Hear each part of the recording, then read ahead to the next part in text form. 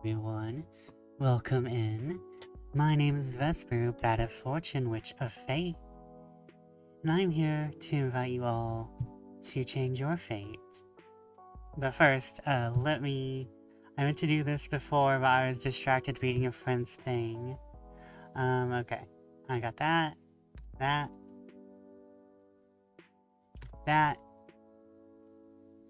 welcome in, everyone. How are you? How is everyone tonight? I myself am doing quite well, though, I have some things to say in a bit. Just let me finish up this. Cause I kind of played Brain Dead.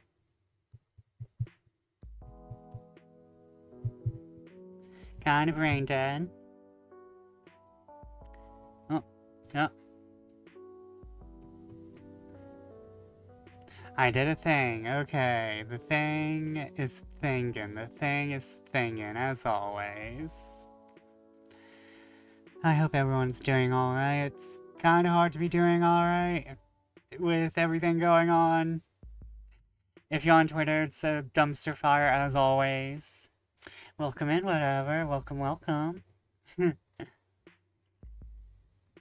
Twitter being a dumpster fire is nothing new. But as someone who spends an inordinate amount of time on Twitter, I should really stop. I should be focusing on my own things, my own projects, but no. Twitter doom scroll. But, Twitter is always on fire. All my fandom's on fire. It's nothing new. You didn't hear that. Actually, I don't think y'all did. I don't have my desktop audio on. When is Twitter not a dumpster fire, though? When is the world not a dumpster fire, is the question. It feels that way. It feels that way sometimes. I need to really quit Reddit, like I said. Yeah, I've deleted my account, finally. Cause, I said when I was with Replay, I needed an account to post scripts on a script bin. I don't need that anymore, so Reddit went bye-bye since I'm just mostly there for Final Fantasy XIV, and I don't need that anymore, really. I have friends. I have friends. Like, you may not believe it, but I do. Did I press start recording? Yes. Vesper friends? Really? How cliche. How gaudy, how tacky.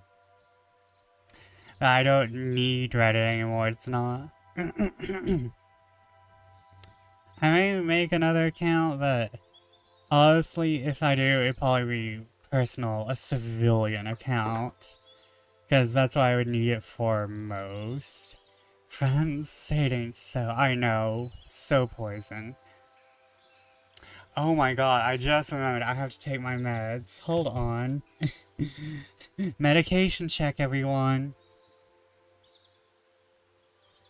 I totally forgot about them until this minute, or I've already taken them today, but I forgot, so I might get older, so I'm pretty sure I have not taken my meds today.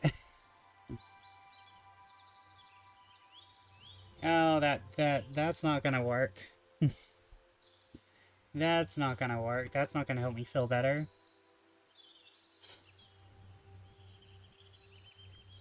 There we go, that's gonna work.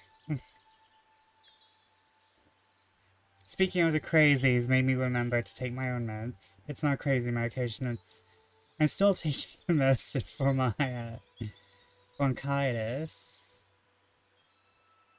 Like, I don't have it anymore, I just need to use up the rest. Like, I'm pretty sure once very daily, and each nostril once daily for 7 days. And I haven't ran out yet. I think I was supposed to run out, but I still have some.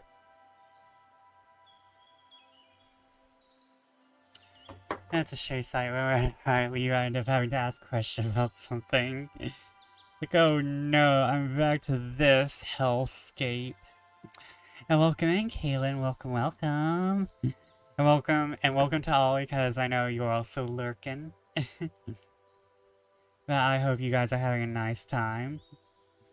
Honestly, I was tempted to cancel today's stream in order to completely join in on the strike, but I kind of realized that I'm hoping to, you know, turn this into a permanent endeavor, you know, make this my life.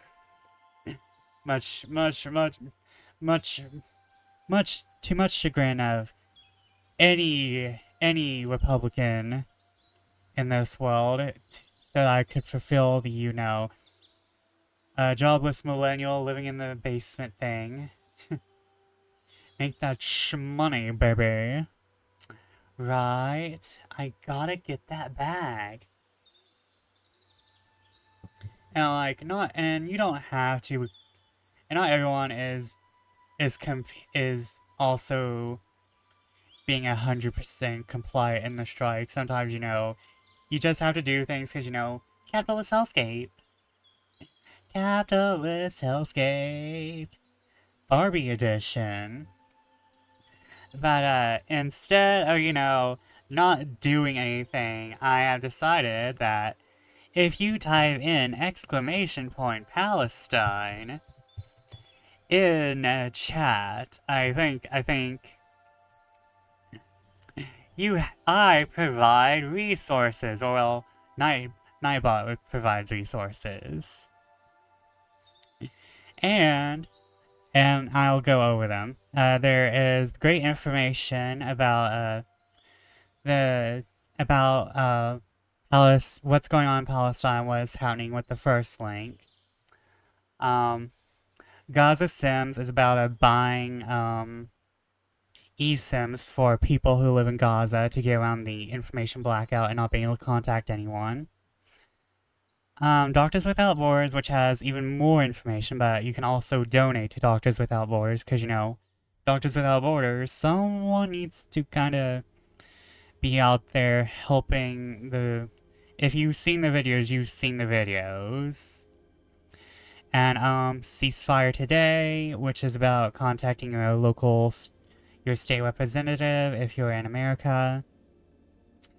And, Care for Gaza, which is about getting food to the people of Palestine. So, I figured that if I'm at least going to stream, we're going to have at least resources available, you know? I like to say no politics in the stream, not because of, not because I hate politics, but because, you know, we deserve to have, like, little escapes. But I know as a gay man that I do not live in a void. My existence is political in of itself. I am self-aware to know that my existence itself is political. And I'm very much the type to be, none of us are free until we're all free. So I know better to not support certain things. And this is incredibly deserving of support. What is happening over there should not be happening. And I know that people are probably like, why are you like this? But I'm like, there is gays in Palestine. There's innocent people in Palestine. What's happening over there should not be happening. And if we even have history in like the next 40 decades, this will, I don't want to say it's going to be the new Holocaust, but it might as well be. If it's not you now, it's you next. Exactly. And there is stuff happening in America as well. There is the trans genocide that's happening in America, but there's a lot going on, and I'm like, it's very overwhelming, but I want to focus on this at least. especially since I am streaming during this, which I should not be doing. But like I said, I want to make this, I want to live off my creative endeavors, and I'm considering this a creative endeavor, or at least a video game endeavor. But Kaylin is right. If it's not you now, it's you next. And that is true until it's only the rich, white, heterosexual men. And whoever they decide to let live and be their wives.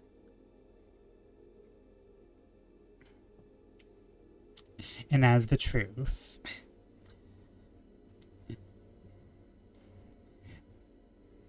Let's be honest. It's you now, unless you're rich. Yeah, like, I'm not even angry. I'm not even angry at the 1%. I'm angry at the 0.1%, because there's still rich people who are going through it. Like, Gaga got raped in, oh god, this is never reaching YouTube monetization. But, at the beginning of her career, Gaga got sexually assaulted, and then she overworked herself during the Fame to Born This Way era, broke her hip, had art pop happen, which, if you don't know, in the Gaga fandom, was the most traumatic thing to have. Like, overexposure combined with like everyone at that moment betraying her. And then in the Joanne era, she was like, I'm going to make this album for my father, see if I could get his love, see if I can bring him down to normal, because her father's a Republican. And that didn't work. And during all of Chromatica, her producer friends were like, we need to get you out of this house, so we think you need to work on music, or something bad's gonna happen to you. Because Gaga was so into depression, her friends had to, her producer friends had to help her. They had to literally get her out of her own house. And, like, there's a lot of people who are like, well, it sounds like Blood Pop and them just wanted money. It's like, no. They wanted to make sure Lady Gaga wasn't gonna kill herself. And, like, I know that's kind of bad to talk about, like, but I just wanted to bring up, I'm mostly angry at the 0.1%, though I am also angry at people like Kim Kardashian who are awful, just in general. That's mostly Elon Musk and others. It's mostly the super rich, the supremely rich, that I'm angry at now. And the people who we don't know that rich, because you know there are people, like, in the shadows and stuff, not to sound conspiratorial. They definitely fall into the 1% too, yeah. Like, there's a lot of people, like, I think there's a lot of celebrities who aren't in the 1%, and then there's the celebrities who are. And, like, Kim, the Kardashians, ugh. I'll be fair, though. They have gotten this far on... They started with one sex tape. They started with one sex tape and went from there. I'll give them that. But fuck her family. Fuck that entire thing. The only good thing they have given us is GIFs. They haven't even started any good, like, interior decoration trends. Actually, I think they started minimalism again. And minimalism. Start off with the sex tape and build the rest of your career on slave labor, LOL. True, true, it was slave labor. Like, I think, like, most of the product is... I don't know. I just know that they're horrible people at this point. Like, they're too rich to be good people. They're too rich to be good people.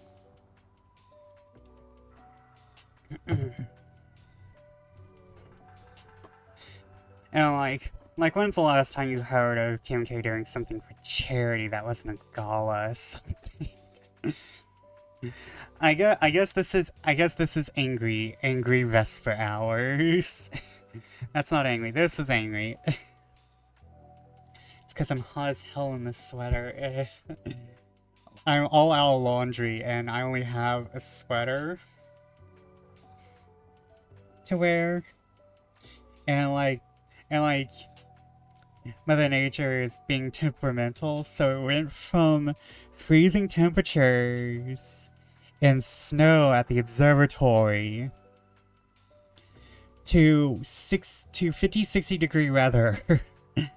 and I don't have any I am out of my short sleeve shirts to wear to sleep and for like just going around the observatory. We got about a good I think Mama Bat said it was 10 inches, though to me it looked like a foot. Like from where I'm from, that's a lot. I know that people from New York are like, you only got that. People in New York talk like size queens when it comes to snow. That's nothing. That's nothing.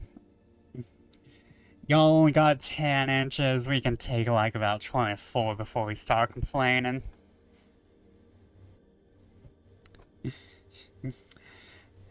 Oh, my life for 24 inches. Anyway.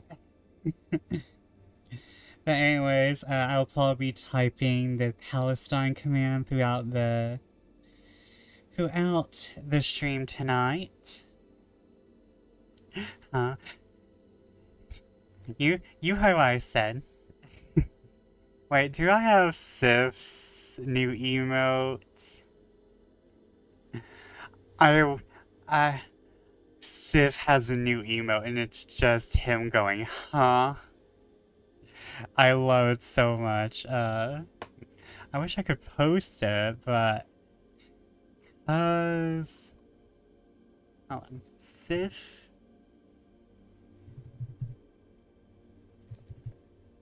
Okay, I guess because I'm in my own stream, we're not getting that, huh? Okay, hold on. Go down. Go down. Don't do this to me. But, I will be typing the Palestine command either through my phone or through OBS, depending on what time it is. I am hot. I want to have a 5-hour stream, but I think I'm going to die in this sweater.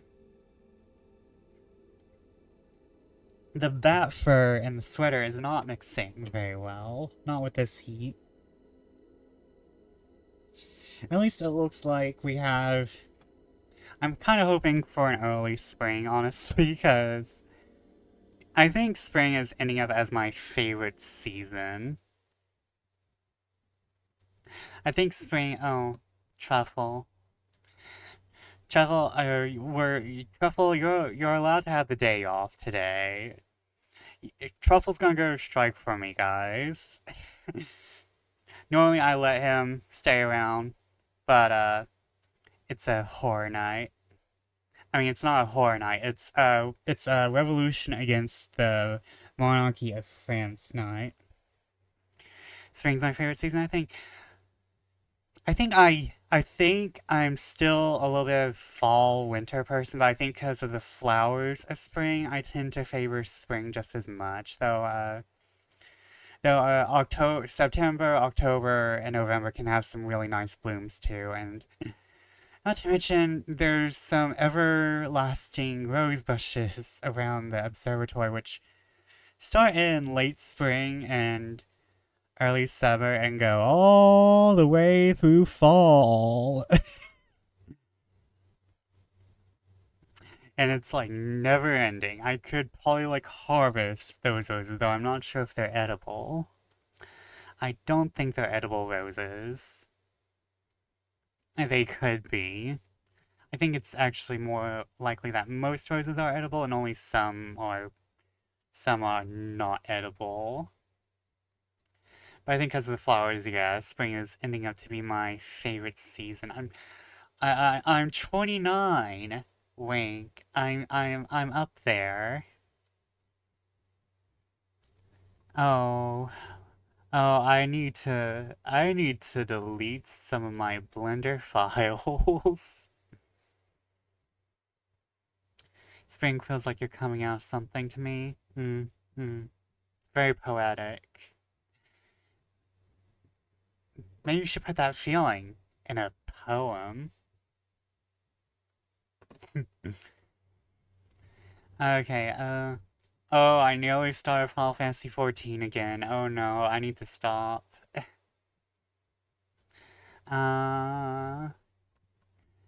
It's all the way at the top. Why am I doing this? Like the world is dark and cold, and finally the light comes back out. Did you know that actually, I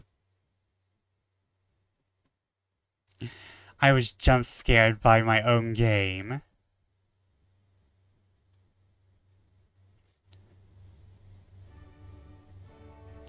Girly Pop, you need to stop. Like Fall and Winter, Fall is great for all the veggies and fruit though in season. Ooh, yeah.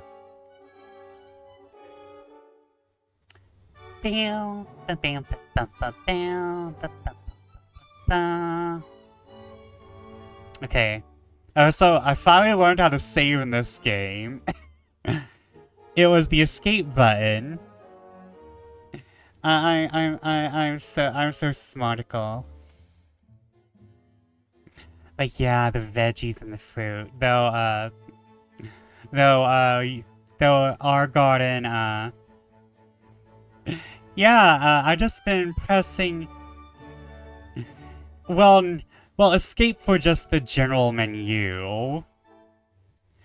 Which is very weird to me, as most, visual novels I've played don't put much on the escape key, or, well, you can access everything through keys on the keyboard, you know?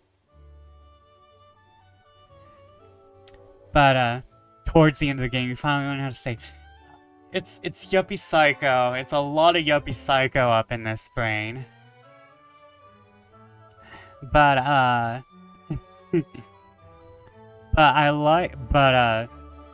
in my garden, in the garden that's on the observatory, we usually have a year-round garden that tends to only, like, stop in the winter. Like, you start picking cucumbers around late summer. And strawberries tend to be... Well, we haven't had strawberries in a bit, but you start tomatoes and beans in the spring, and then, pick them up all throughout the year, usually. My god, I never noticed how gratuitous her boobs are. I'm not sure if that's accurate. Well, I'm probably thinking the Victorian age. This is, 1700s France, so it's probably accurate.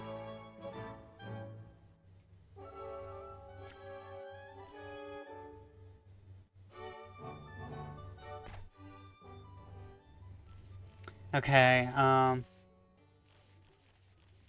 so what I have discovered is that the game is supposed to end in August. Because I was thinking earlier tonight, those historical dresses sure do squeeze and push up the boobies. Like they should.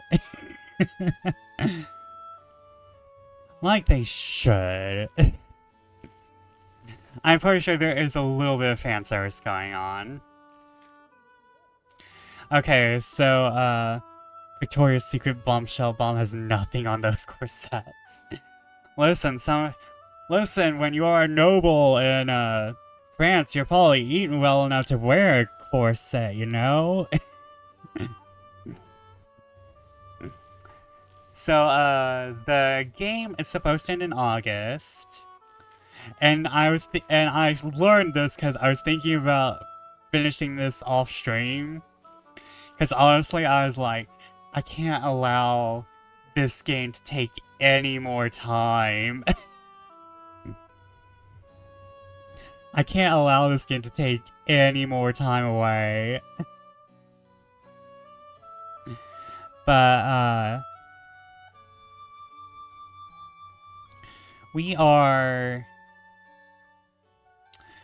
we're going to go into July. And then August. We're going to try and get as far as we can tonight. Because I want to end this in the next 2 streams. Because while I like this game, again, I don't feel like I'm being rewarded enough through... There's no CGs. Like, this is an ongoing issue that I'm having with it.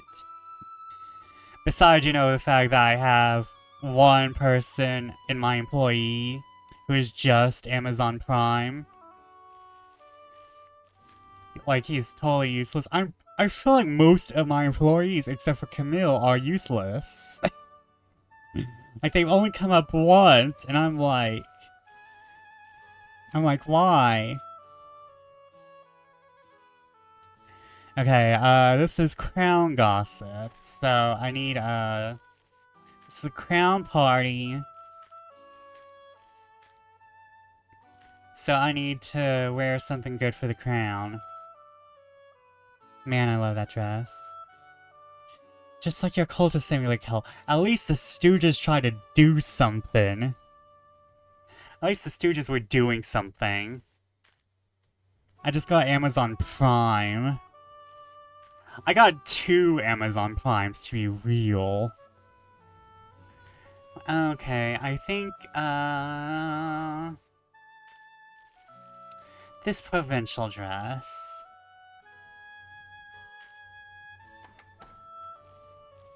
Assess my preparations.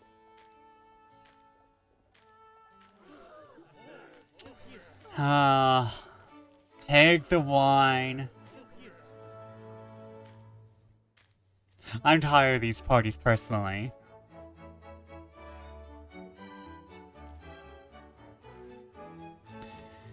Which one of you? You're the gambling fuck.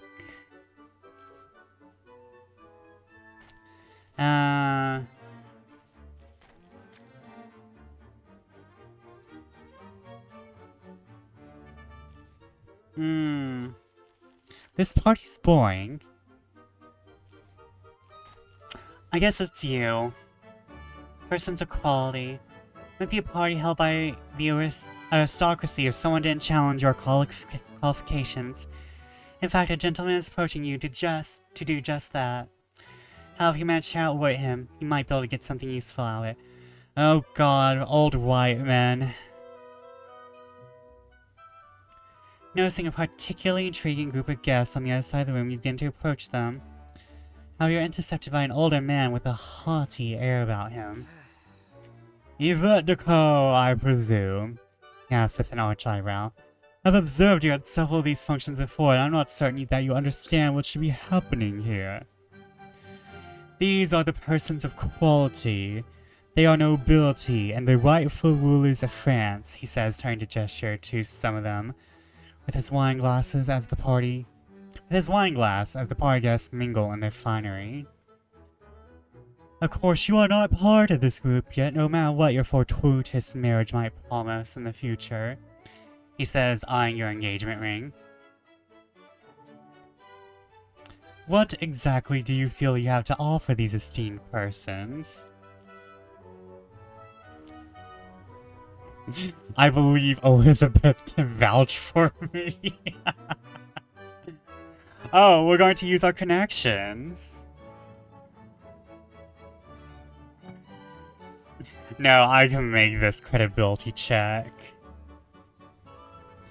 Outside perspective might exactly be what we need in a time like this, he admits. So many voices are clamoring for our attention, and sometimes it feels damn near impossible to sift the worthy from the useless. Someone like yourself could be useful to us. Gained a little credibility. Just a little, as a treat. And to chat for him for a little while and actually find him to be a decent conversationalist. Notice that he's looser than most, probably riled by the fact that you didn't back down when he challenged you. It's remarkably easy to pull some ease and gossip from him. What's with these facial expressions? I know, right? I think it's the rouge. A short while later, he nervously excuses himself. He presumes he's found someone else to harass over whether or not he feels that they belong here.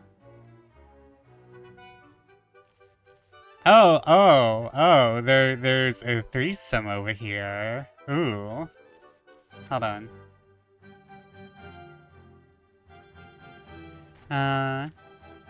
But yeah, they had to make do. They had a small budget, apparently. How many times have we seen this same hallway?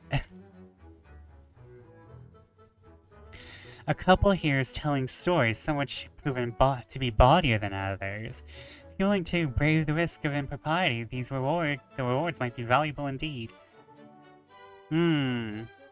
Pick conversation. You find yourself in a conversation with some mingling guests. Everyone always seems to know each other, and they're trading jokes and stories at a rate it's almost impossible to keep up. How you do manage to snag some indiscreet tidbits that could be useful later.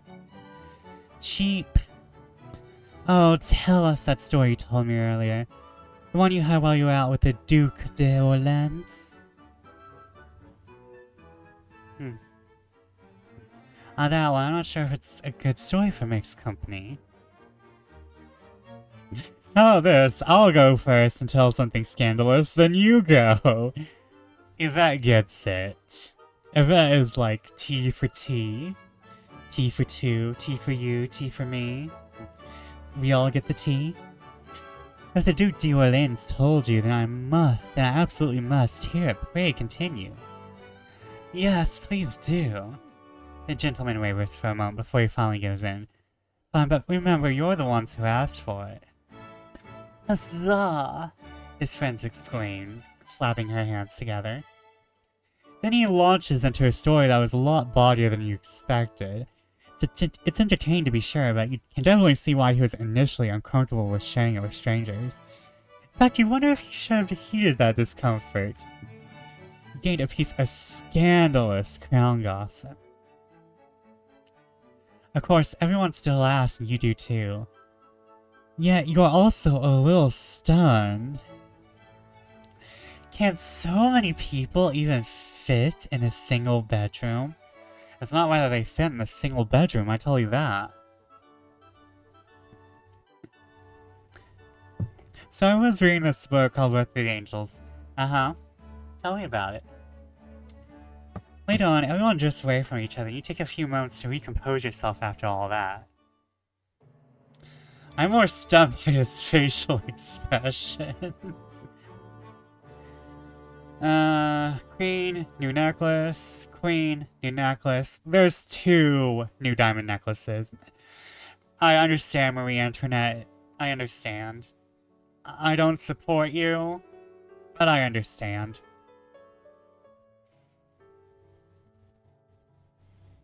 Should we guillotine Kim Kardashian? A group of aristocrats have been trying to secure foreign sources of grain. Starving farmers or hoard it. Okay.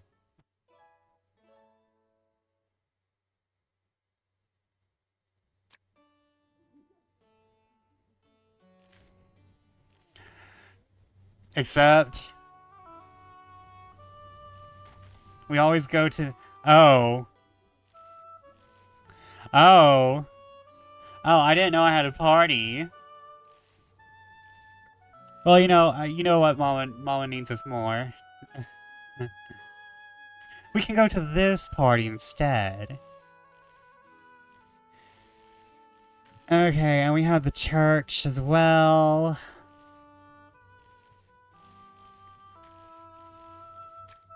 No, we're not.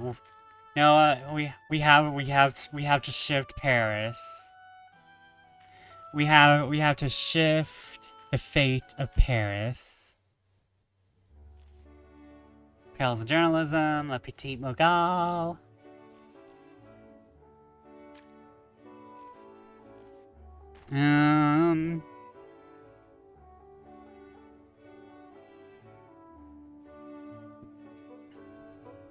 Oh, you come across a fiery revolutionary who's trying to sell his latest and most controversial literary masterpiece. Let's go. You decide to spend the day walking alongside the river. Small ships and barges coast up and down, jockeying for position as they move persons and cargo. A wild timber barge serving as a floating bathhouse goes by. One of the patrons waves enthusiastically to you from the comfort of their tub. "What are you doing here?" a voice calls out from behind you. You turn to see Antoine, carrying a large folio of papers with him. "I'm here to meet with my publisher. They read my poem, Organt, a poem in 20 cantos. I wanted to discuss it. That sounds like about 15 cantos too many in my opinion, but okay."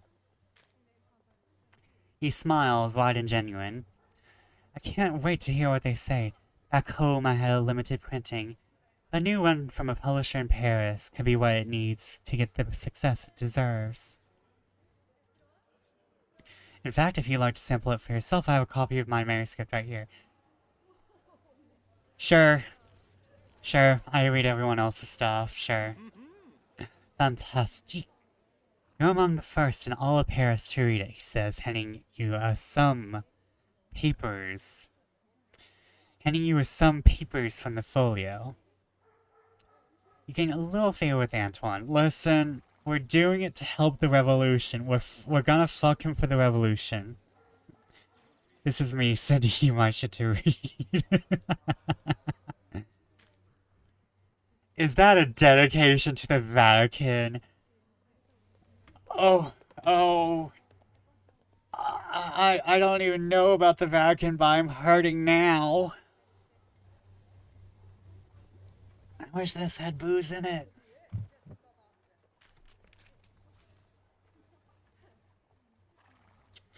Hesitantly, you begin to read the first canto of this fantasy epic about a lusty young knight named Antoine Organt. That could have been more subtle. Oh no, it's his self-insert OC. Oh no, he's gonna fix all of Paris by himself. Well, one thing's for certain. Antoine's concepts of spelling and grammar are about as radical as his and unconstrained as his politics. Sometimes the phrases are clever, but most of this feels like it's being offensive for its own sake, rather than making an actual point. The characters are less like living people and more like marionettes for stating Antoine's ideas. Just how much of this poem is lusty encounters? Is it necessary for the narrator to explain that the sex was good? Shouldn't that just be apparent? Hi, Vesper. We're in France again, and yes, we're apparently also reading about this dude's self-insert OC in his poem that is having a lot of sexual encounters that we must know are good. How are you tonight, Lumi? We're going to fuck this man for the revolution. We're gonna fuck this man just for the revolution. We're not gonna fall in love with this man. We're just gonna fuck him for the revolution. But I hope you're doing good, Lumi. What you doing? What you been up to? So, Yvette, what do you think? I think you need a writing partner. He wrote himself as a self-insert Mary Sue.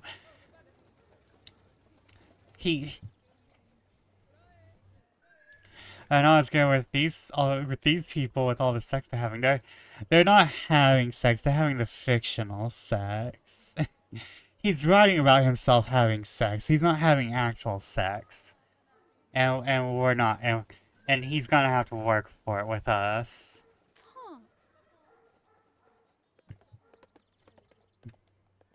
Bonjour. Are you Louis Antoine de Saint-Just? I'm from T. Green Publishing, says a woman interrupting you at the best possible time. Weak. Well, yes I am. What did you think of the organ? Oh, here we go. We absolutely loved it. It's exciting, libertine, and strives to say something compelling. It's exactly the sort of thing that our publisher founded this company to print. Oh no.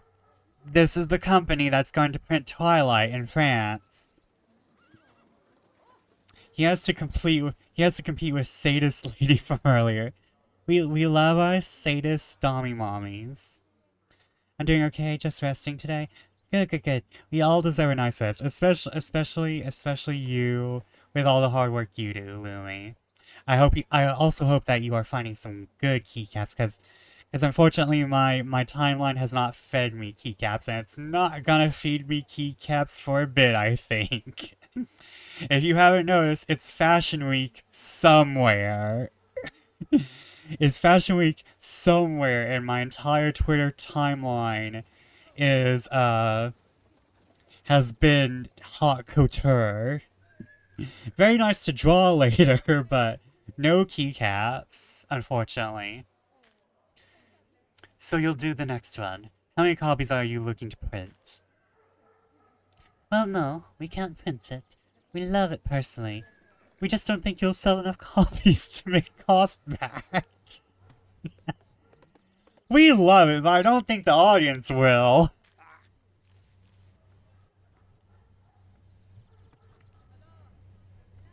My dude looks like he's ready to fight at any time. Good for a revolutionary. Absolutely awful for any actual interactions. Sell it anonymously and say it was banned. That kind of mystique advertises itself. Antoine leans in intently as she stops to consider your proposal. Would you be willing to do that, Monsieur de Saint-Just? But of course, what matters is the message. Early man wasn't restricted by society and ranks. He was natural and free. To tear down the old would only make us better. Ah, I see. He's going to write, his bloodline is going to write those, 1980s desert dystopia movies where all the women are running around in black leather. And it's kind of like Mad Max, but cheap. What's this guy's name? Antoine de Saint-Just. There's probably an extra name in there, but I'm not really invested. I'm only invested in the first part of his name, the part that I care about. But this dude's family line is totally going to write those, like, 1980s B movies where everyone was wearing leather and, like, there's sex slave ladies. I feel like that's what his family line's gonna do. Is that the message? Then yes, we can work together. Come to our offices sometime tomorrow, she says, handing him a business card. I don't know why I suddenly gained a halfway decent French accent. It's just arrived.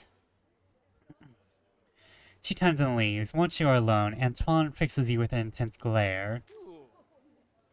You are certainly more than you appear. You gained a decent amount of favor with Antoine, much to my chagrin. The two of you walk along the river together for a while. He shows you some of his latest work, and you must admit that his work is single-minded in its fervor. Hopefully they can hire a proofreader for him. Once it starts to get too late, you decide to head home. Perhaps you'll stroll along the river more often. I need some wine. You look up at the sound of Camille knocking on your door frame. Good morning, madame. How's the rent due today, as are everyone's wages?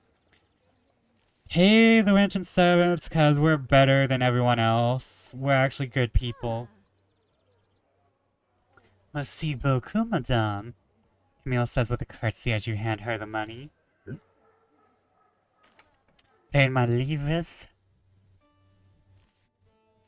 Okay,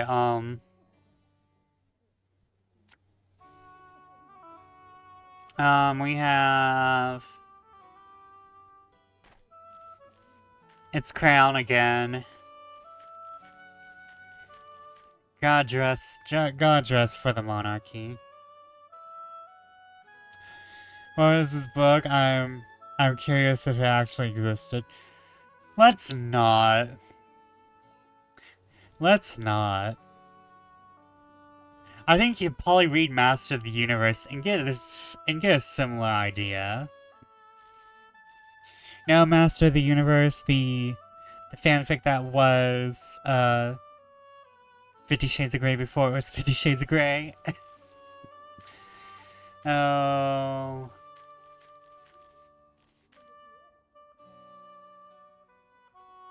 My god, that dress. But you could probably look up Antoine de Saint-Just book and you'd find it. Do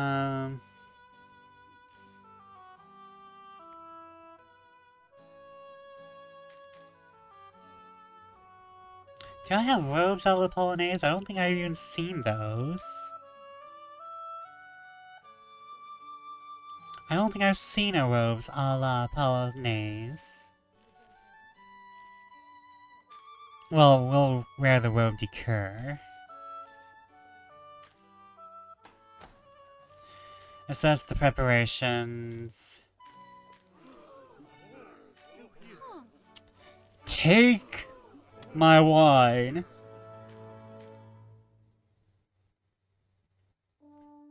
Oh no, there's too many people. Oh, fortunately, it's a 3-year. Okay, so I think we haven't seen this dude. Oh no, I think we've seen this dude. It's just that I play this game once a week for like every so often. Courting disaster. Oh no, you're gonna cause me issues. You're gonna be an issue. Why are you always here? Do you not have a life? Composer of considerable abilities, eager to get a chance to speak with Chevalier de Saint Georges. But there appears to be a line. Perhaps you can help him with his problem. And ooh, so many potential rewards. Get crowded, we will nearly bump into a man who's dressed in far more sober colors than most of the gentlemen at this party. He actually looks nice. It's good to see you, Madame Yvette, Angelo says as he looks you to make sure you're alright. Are you here to see the Chevalier de Saint Georges as well? Where the hell did this French accent come from? It has come out. He's an accomplished composer, and a well-regarded polymath, even a master fencer. There's really nothing the man can do. It's no wonder that Her Majesty refers to the man as her favorite American. I'm just gonna go with it. Sorry, I'm getting comfy. The back hurty. the shoulders be hurty.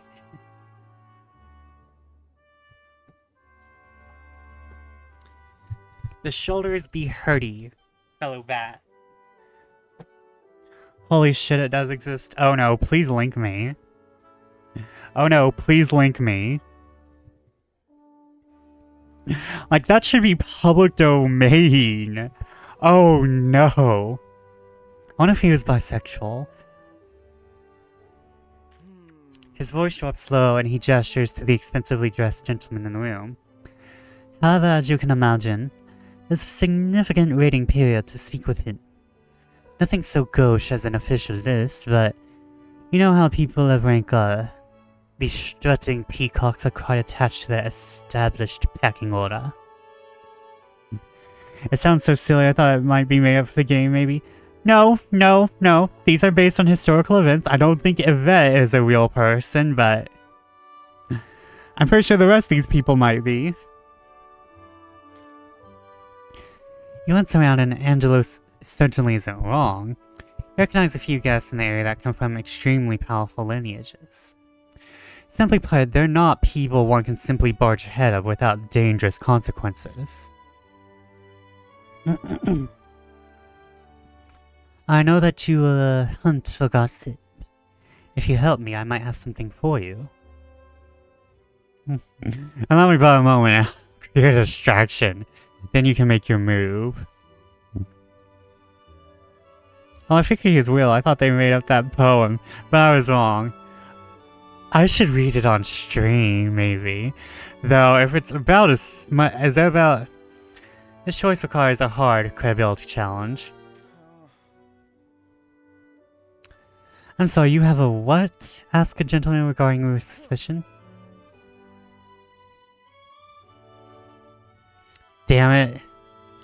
I have 99 credibility. I have to have 100 for those. I know one thing for certain, it's that nobody here is taking appointments, he continues, his voice enraged and imperious. You feel the eyes of many important and scandalized men staring at you. Fuck. Angelos maintains a carefully neutral expression while the two of you slink away from the room to somewhere quieter and less scornful. To the devil with him, Angelos mumbles to himself. Now I'll never meet the Chevalier de St. Georges. I'm sorry, Madame de Coe, but I must come up with a new plan. That he leads you to your own devices. Hopefully you can find some way to repair your reputation after that debacle. That's another problem I have with this game, is that... Like I said, I like this game, but it's not something I'd spend full price on. Like, this is a game you wait to go on sale. This is a game you buy in a Humble Bumble. Which is where I got it. Hold on. I'm doing a thing. Like, the lack of CGs and the, frankly, issues I have with the credibility challenges. Return to party. I need to restore my credibility, y'all. Why can none of y'all help me with that?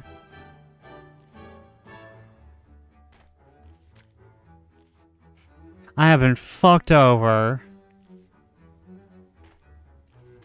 You know what? Let's be perilous.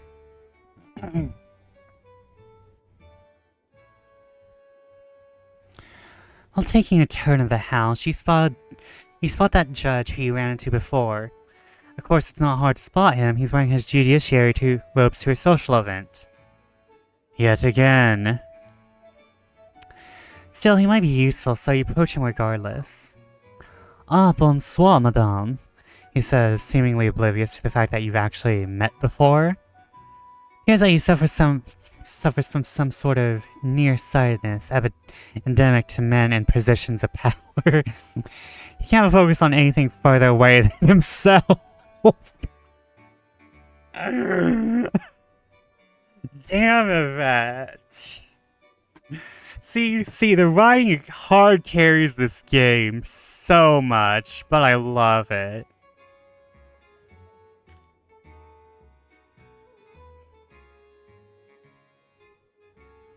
A trial I've been presiding over has been vexing indeed. Perhaps you've heard the details. I'd love to know more, in fact. Indeed, he chuckles to himself. It appears that one of His Majesty's own ministers stands accused of murder. He claims that he was defending himself, but the very man he killed was one of his most outspoken critics. Needless to say, His Majesty is quite concerned with the results of the case. The minister, who is being held in the Grand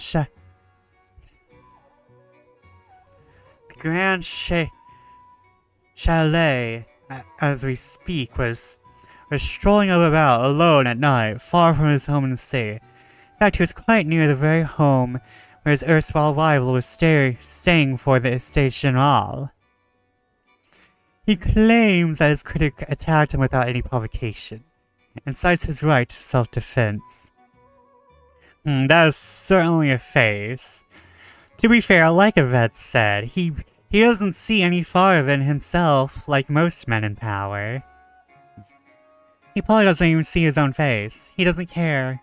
He just knows that he has power.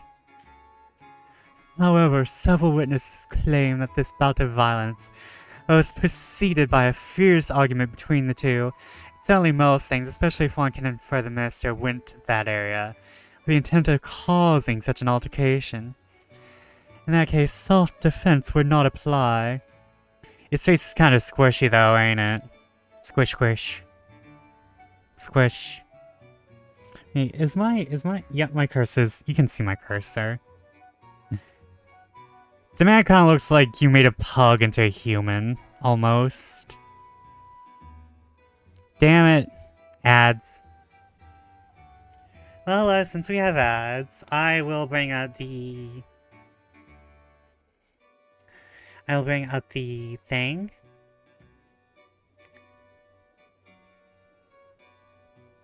Thank you, Nightbot. But while we wait for ads, I will drink the rest of my tea. He looks like a cup of Jello.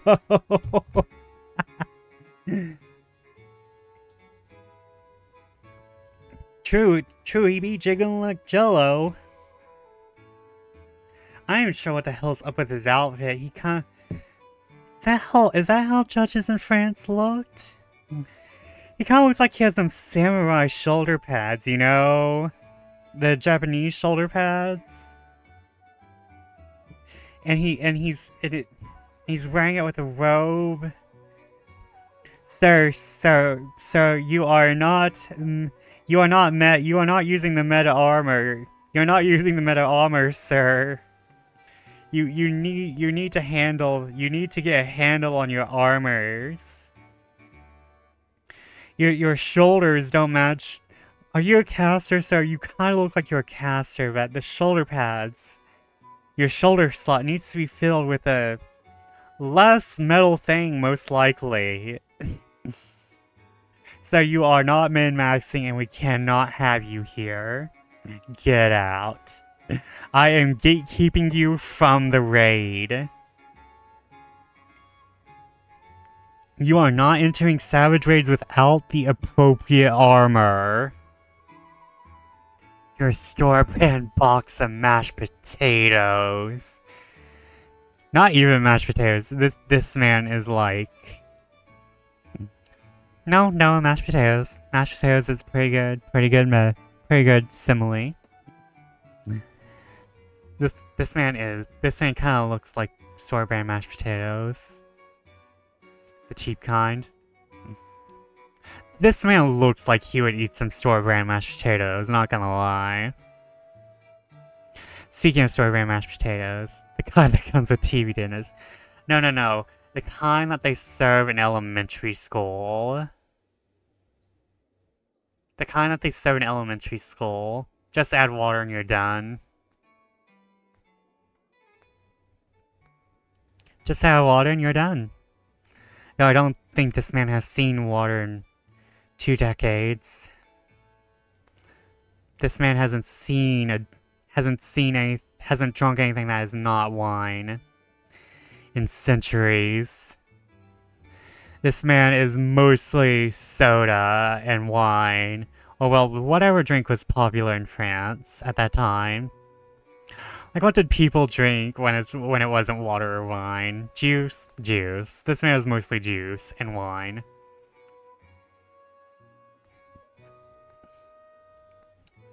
Thank you, Nightfought. I nearly said Nightfought.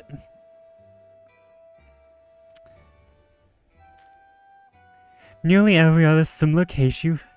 Oh, hold on. This is Yvette. Nearly every similar case you've ever heard of, a nobleman's word would nearly be enough for him to be declared innocent. But you note that the judge's countenance is truly marred by indecision. You could alter his thinking. Perhaps you could simply abscond with some truly valuable gossip.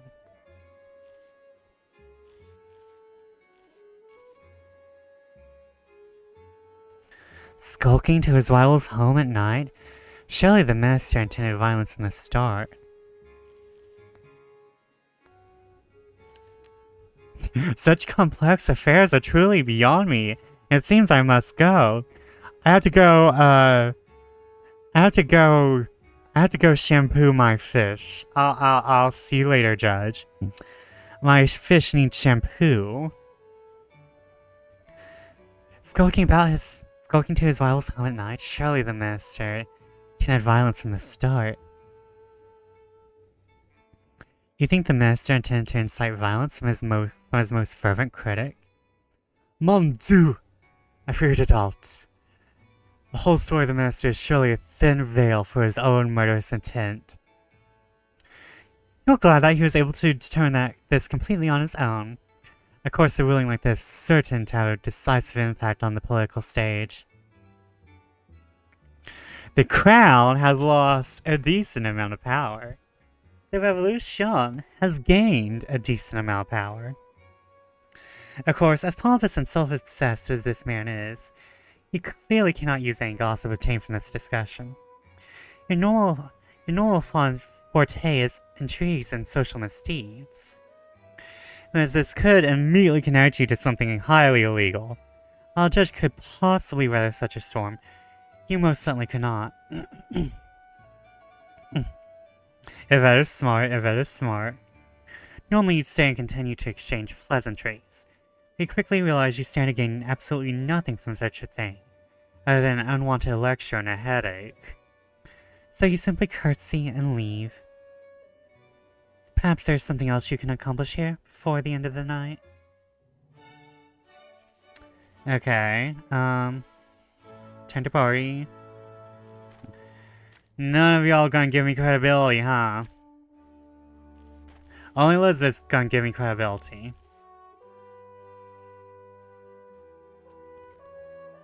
Ooh. Elizabeth, the painter, seems to find herself at a loss as to Crown's position in the political landscape of Paris. She's looking for advice which might change the faction the Crown courts moving forward.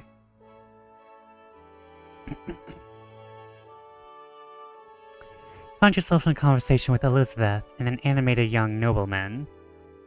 His manners are honestly a little lacking, but he seems to make up for it with his exuberance. His next comment disappears mid-sentence as his attention is captivated by someone passing by in the hallway. Pardon me, ladies, but the Duchess de Gramont just arrived and I absolutely must speak with her. Oh, you're off to throw your affections at some beautiful young thing already? Not exactly, he responds to Proudgrin. However, my family is in dire straits and she's fabulously wealthy, so... That he leaves in order to initiate a transactional romance of the sort that the world has honestly seen quite a few of already. Ugh. She sighs. It really feels like everything's coming apart at the seams. Everyone's just scrabbling for whatever crumbs they can find. If His Majesty can't really keep France together, I have my daughter Julie to think about, and... Does the Crown even have any friends left? We're just sailing on a ship that's disintegrating in the storm. No matter what you say, whoever Elizabeth ends up reaching out to will gain a small boost to power from her trust alone, even if it doesn't necessarily shift their loyalty.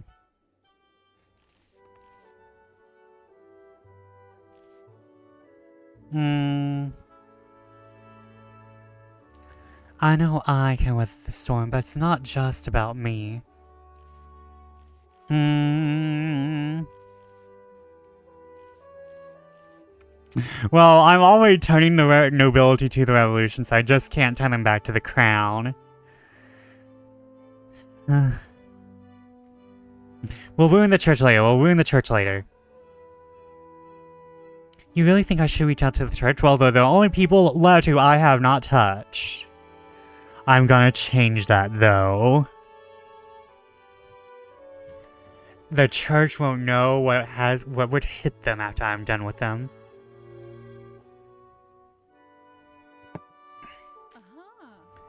That does seem like a good idea. Last I heard, at least, they still seem like they cared for us. Hopefully that still holds true. Gained a little favor with Elizabeth. Well, regardless, I should still reach out to the church. No matter their opinion on His Majesty. Perhaps they'll like me. They'll just like me, personally. The church has gained a little power, unfortunately. Your conversation continues for a while longer, but you can tell Elizabeth's attention has been focused instead on your suggestion. She excuses herself, and you're left to your own devices once more. Perhaps there's still something else you can accomplish at this party.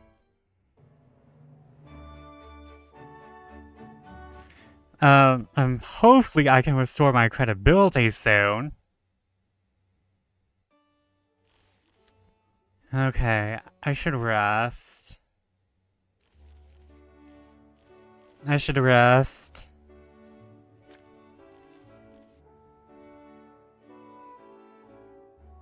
I could go get coffee and do something. Let's get coffee. Find Cafe Principe. Oh, certainly, madame. Quick curtsy. It's then that Elizabeth stumbles in, looking exhausted, and sits down at your table. Pardon me, but you're at the wrong table, bitch. No. Elizabeth, are you alright? Anja, I'll take one of the largest, hottest, most invigorating drinks you have. Perhaps two. She mumbles in reply while staring off into space. Murder! She gasped the moment her eyes focused on you. I thought you were the waitress. Bitch, do I look like I work here? Ma'am, this is a Wendy's. Well, ma'am, this is your local coffee shop because we are boycotting Starbucks. Well, at least that woke me up. She sighs. Marguerite returns with your coffee, takes one look at Elizabeth and says, I take it you need one as well. Man, Marguerite, you are too excited for a customer service job. Though understandably your life was saved by this customer service job, so never mind. You take a long, deep drink of the invigorating brew and feel some of your energy return immediately. You lost a level of exhaustion. Yes, please, beautiful angel of steam. Make me a coffee, Elizabeth says to Marguerite, otherwise doing her best not to simply pass out at the table.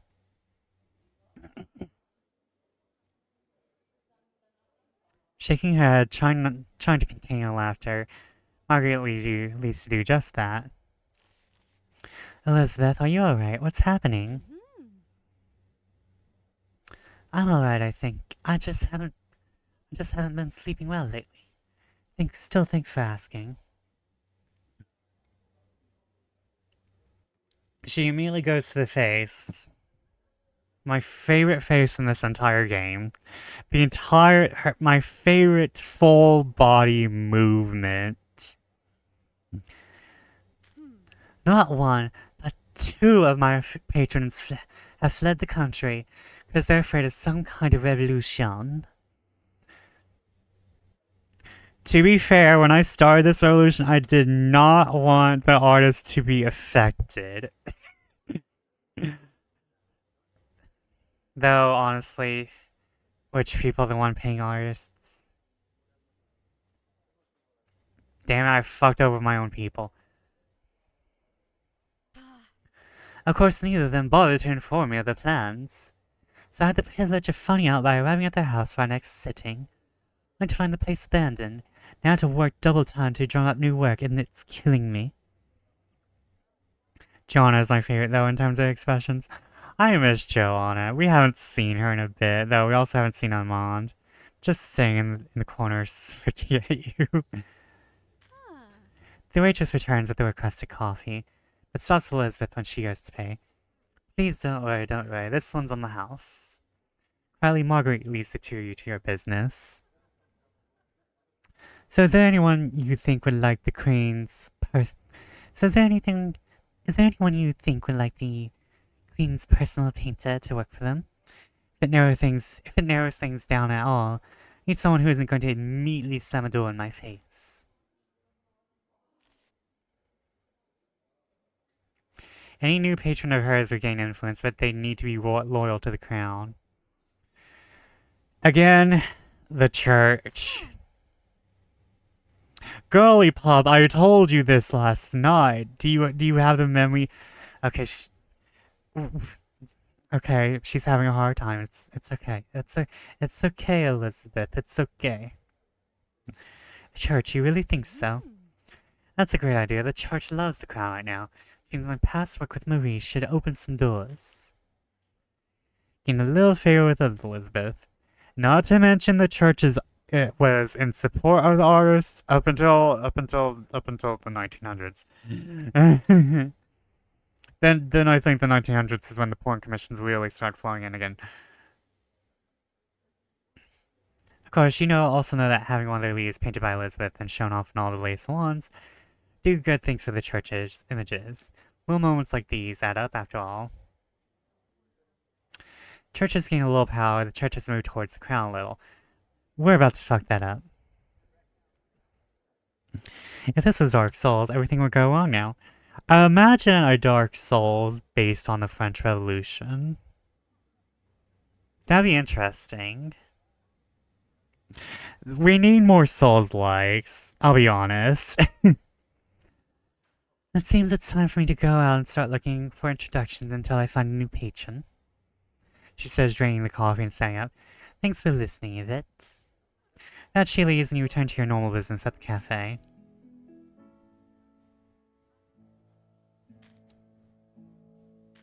After a few minutes, it becomes obvious that the revolution is significantly more powerful than the crown.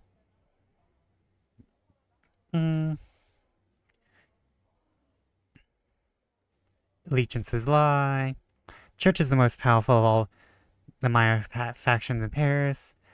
In addition, it seems they strongly support the royal family. You have your bearings politically, you start becoming a little more involved with your fellow patrons. Cafe is bustling, discussion, swelling around a flowing morass. Lawyers trying to convince people that taxes should be reformed according to natural law, but nobody seems to be able to agree on what natural law is. As a piece like France pre-World War I. Yes, but I want to fight Marie Antoinette.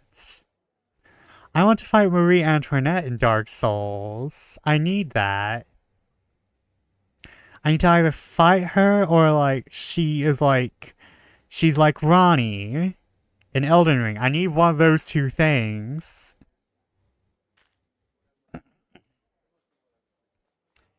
Get drawn into a conversation about the bourgeoisie and the revolution. Times are hard for the poorest people of France. Some believe that the richest members of the common people have a duty to provide assistance to the poor. I say that without the nobility or the church paying taxes, the wealthiest commoners already pay enough. You can't afford to keep giving away their money. What say you? One of the patrons asks you suddenly.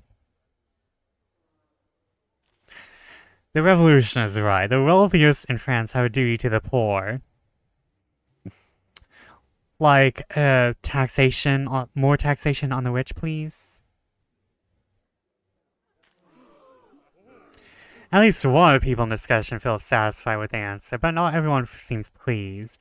Saying that your opinions will be known by nearly everyone in Paris by the time next morning comes around. Vaporwave lo-fi cells? Yes. Late in the day.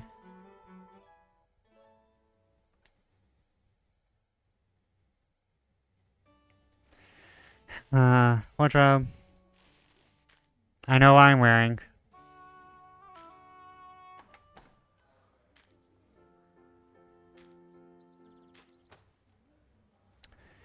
Turn to the fine dining room.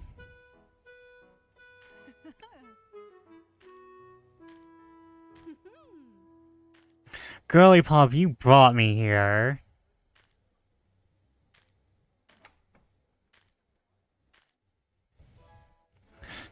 I didn't even do much about that because, you know, it was like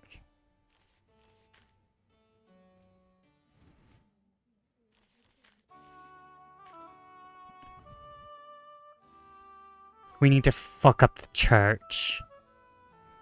They have too much power.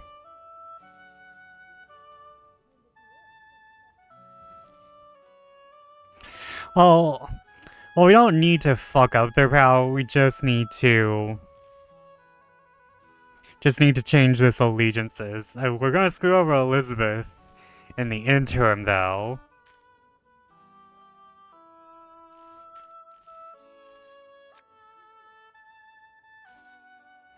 Oh, I can actually schedule a rendezvous, okay. But, we'll schedule a rendezvous location.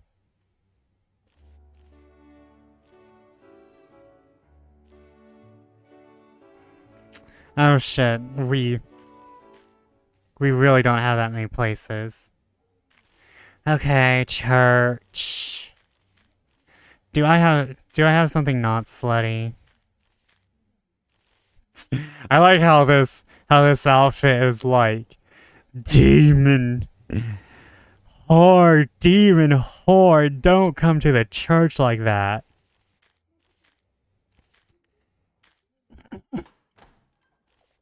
Says preparations.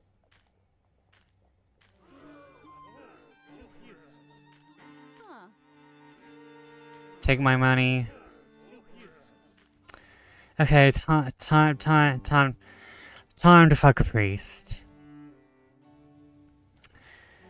Time to ruin a priest.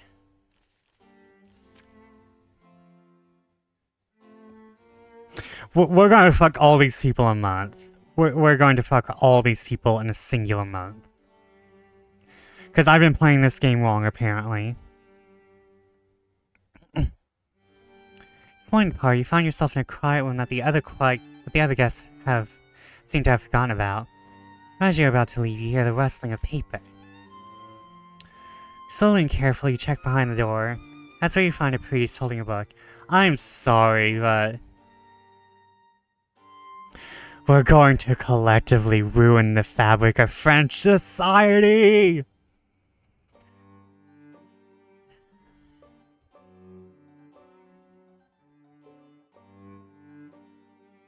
Lies and P takes place in France after we get done with it. I'm sorry, but the pencil-thin mustache ruins his face. He looks like he's a twink trying to be a 70s porn star. I'm sorry, sir.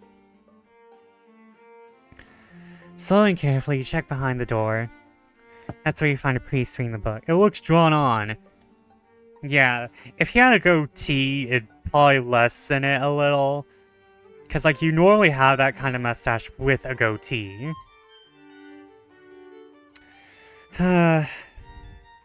Well, let's make sure this priest loses his damn job. Suddenly noticing you, he leaps up with a shout.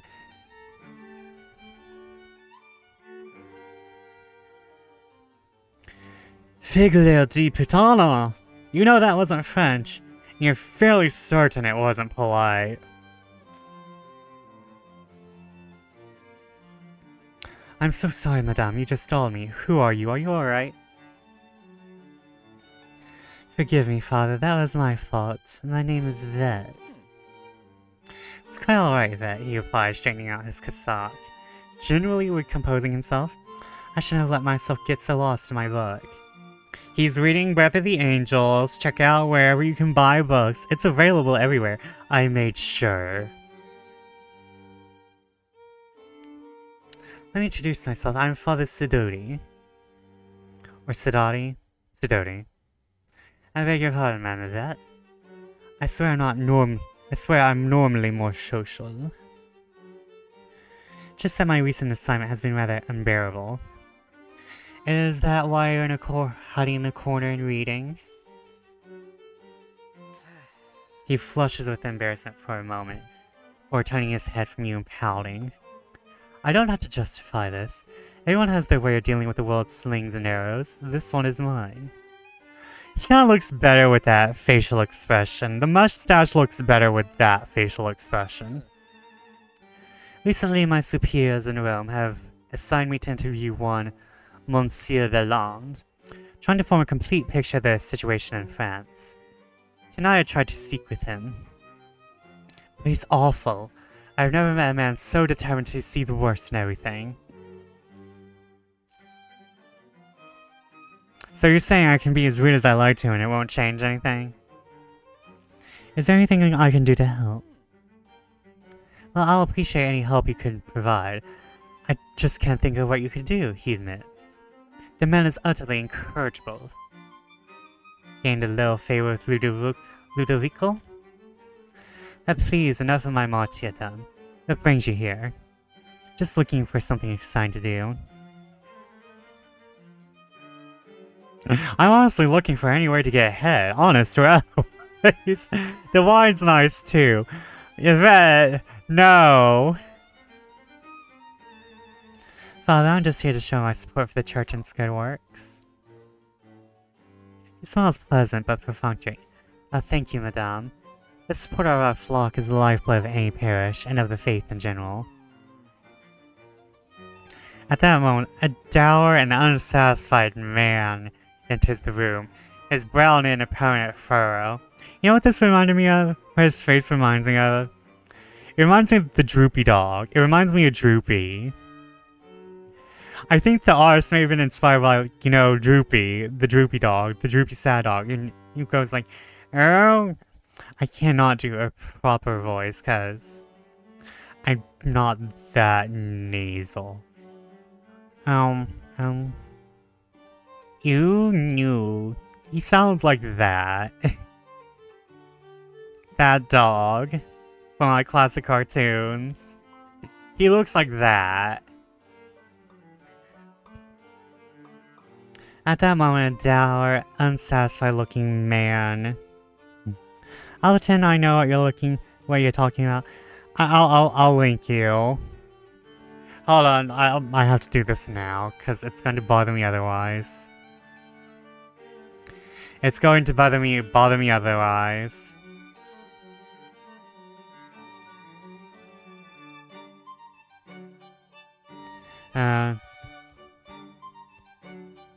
Dang it.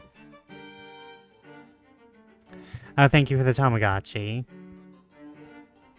I'm sending it to you. This dude. Oh, hold on, I should send you a video.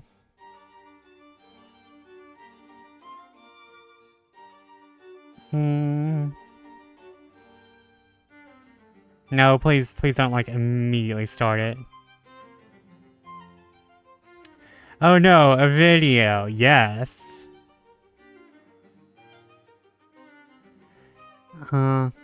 Almost.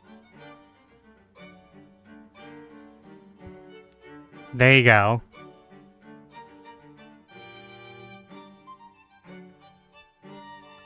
Okay, let me...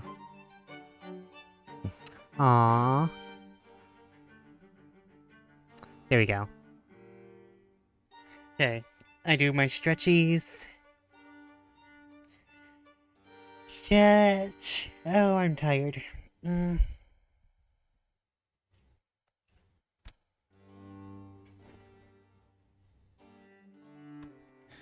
Some of these faces are historically accurate, and I don't know how I feel about that, to be honest. To be fair, resting bitch face. I've been trying not to comment on them the entire time you've been playing. The resting I'm tired of life face has been a permanent function across all of humanity. I still can't believe Alexander Dumas is dead.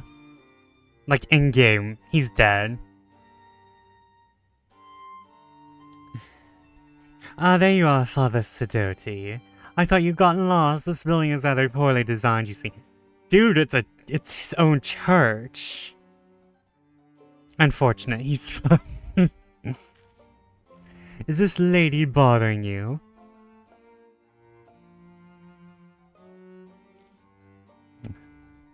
He was our OTP. Yvette and Alexander Dumas. OTP. But to be fair, Armand looks pretty hot. What do you mean this lady bothering you? The audacity.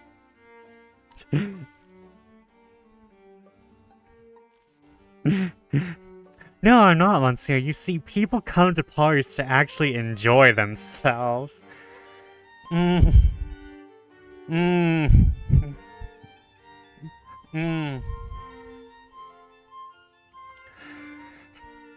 can be good. But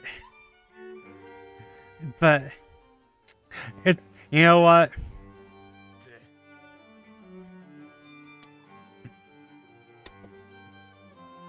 I picked it. It's just gonna put me in peril, but I don't care. I can see that my fine observations will be wasted on the likes of you. He replies petulantly, fixing you with a vicious glare. You gained a little peril.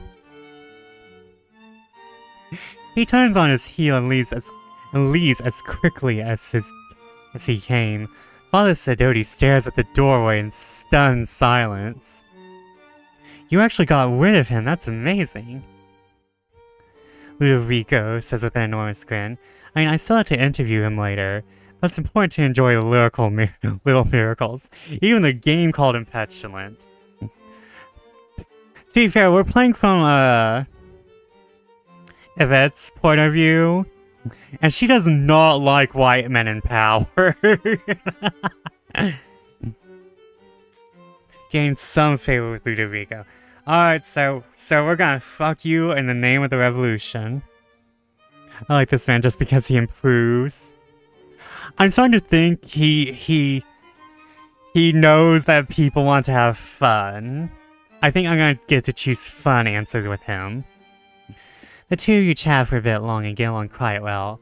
Father Sidoti is remarkably well read. You never expected to find yourself discussing Voltaire and Goethe with a Catholic priest. He seems nice though. Yeah, but I'm not kissing that mustache. For fun. It's been a pleasure, Mandico. Maybe we'll see each other again soon. With that, he gives you a short bow and leaves to attend other matters at the party. Caterpillar on his lip. That's not a caterpillar, that's a furry worm. He's tolerable, I could deal with it. He would wake up to find his mustache shaven with me. I'll be real. I'd be like, you grow that out, or I remove it. It's one of the two. We're sweet, man. Hopefully I'll see him again soon. The priest on your mind, you leave the now abandoned room to explore your other opportunities at the party. The anime eyes, the real jaw structure combo is just in this game. I'm dying of laughter. Oh, should we go talk to Ludovico again?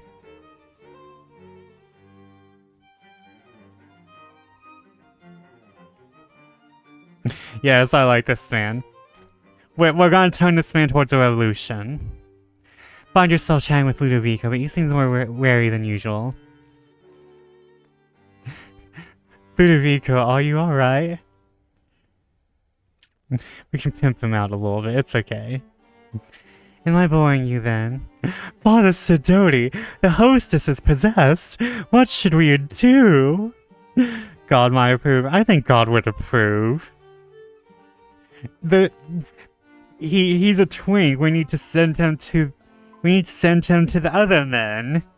I get bisexual vibes. I get disaster bi from him. Father Sidoti, the hostess is possessed. What should we do?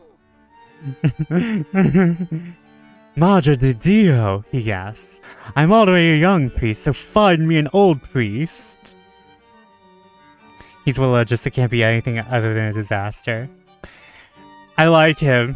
He was like, find me an old priest when we asked for an exorcism. Oh, I'm sorry, Yvette. I must have drifted off. I spent several nights meeting with the First Estates representatives from... Hold on, wait. I just spent several nights meeting with the First Estates representatives from the Estates General. Hold on, wait. I don't have a voice for him. I don't know how to do an Italian accent. The parish priests from the country want changes to benefit the people who are starving in the streets. The bishops and the deacons in the cities are all from noble families and don't want to upset the current order. They administer their churches like their own personal estates. We're supposed to be agents of the Lord, unified by our mission to protect the souls of our flocks.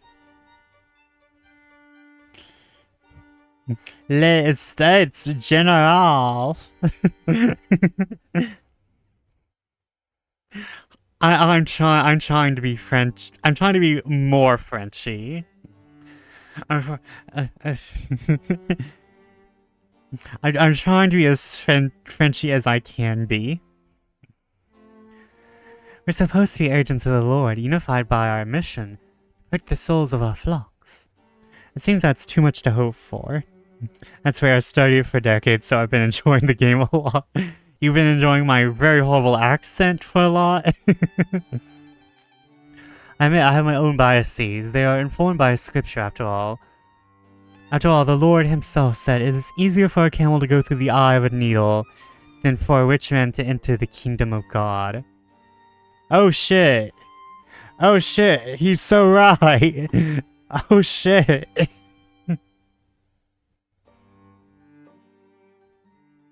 That's a real quote too? Ah. To be fair, I think the only thing that's not real here is Yvette. I'm pretty sure Yvette is not real, though I'm probably gonna Google that later and be like, oh, she was real. This bisexual woman changed all of Paris. Probably not, but still.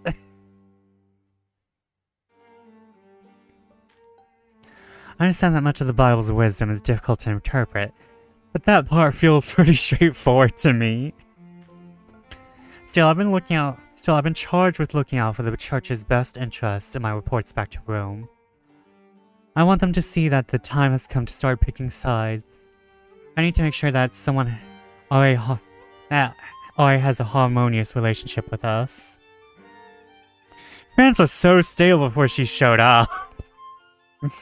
She came looking for her fiancé, but she changed the world. Of course, the Catholic Church makes overtures to will gain a little power, even if that faction's own relationship with the Church doesn't actually change. Neutrality in the face of something is not something we can afford.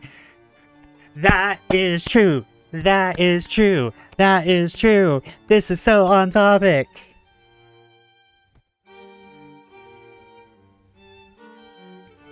You desire to help the people, Ludovico.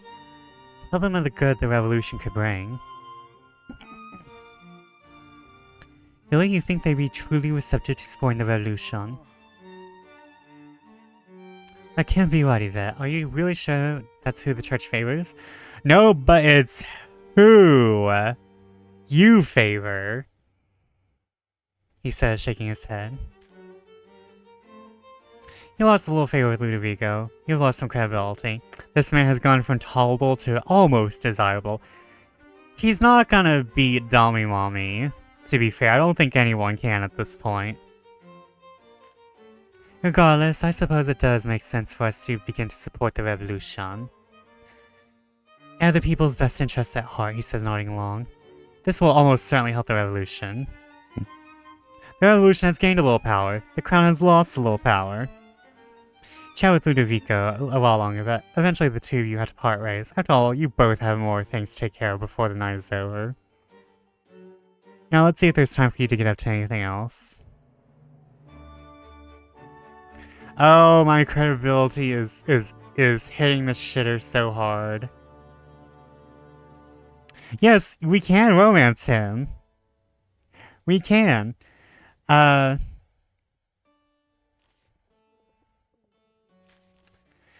Explore Paris. Oh god, I'm going to be so exhausted.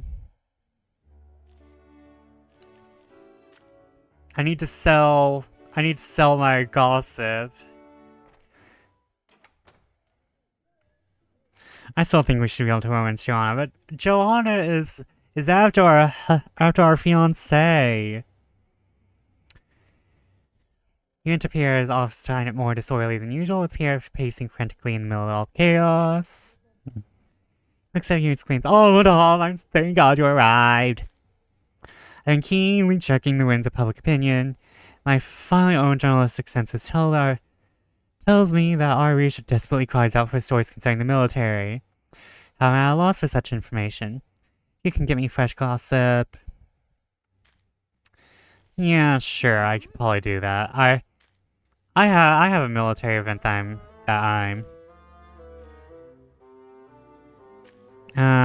decrease power of the crown.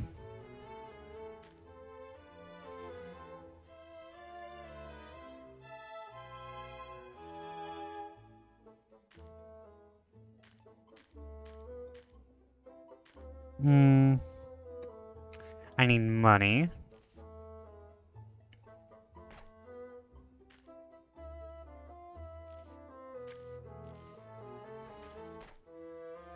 My fiancé had an affair with Johanna. Johanna and I ended up in love. To be fair, I've actually read stories like that on like Tumblr. Pedal influence, decrease the power of the crown.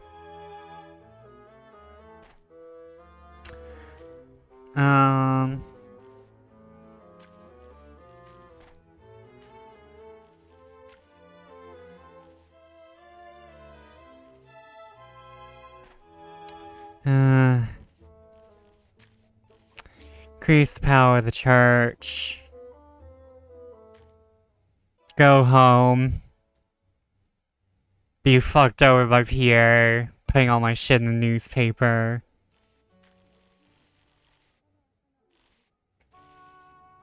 What does our new boyfriend want? I don't know.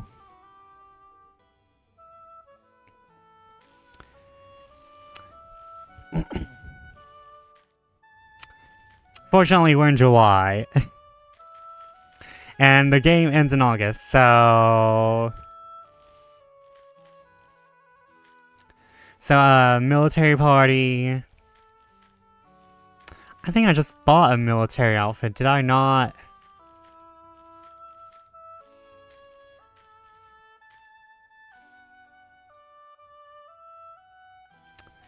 Damn it, I need to rest.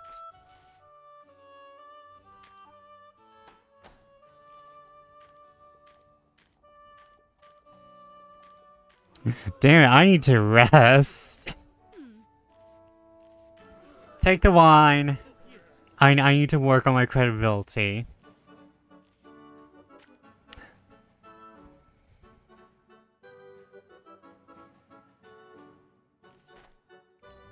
Oh, I didn't mean to do that.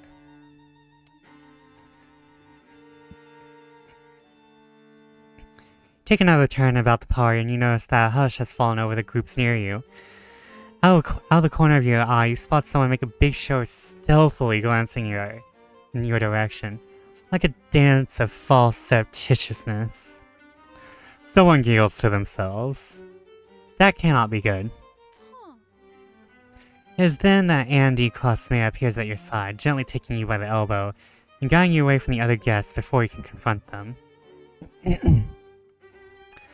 I feel like I should warn you that someone's been spreading vicious rumors about you. Rumors that I know to be lies, she whispers. You've lost some credibility. Oh no. Girly Pop, what are you doing? Well, that certainly explains it. I have reason to believe that this is happening at the behest of a woman who wears an emerald necklace and has a scar on her chin. Strangely, this isn't the first time I've encountered her. Every time I tried to learn more about her, I ran directly into a dead end. From what I heard, they're trying to insinuate that you are not only involved with someone other than your fiancé, but your affections for them are mercenary in nature. She's not wrong! These rumors say that your original rescue at the hands of the honorable soldier, Corporal Dumas, was staged from the very beginning. Then it goes deeper to claim that you've drawn him into a web of seduction, for which he happily pays for in preposterous amounts of coin.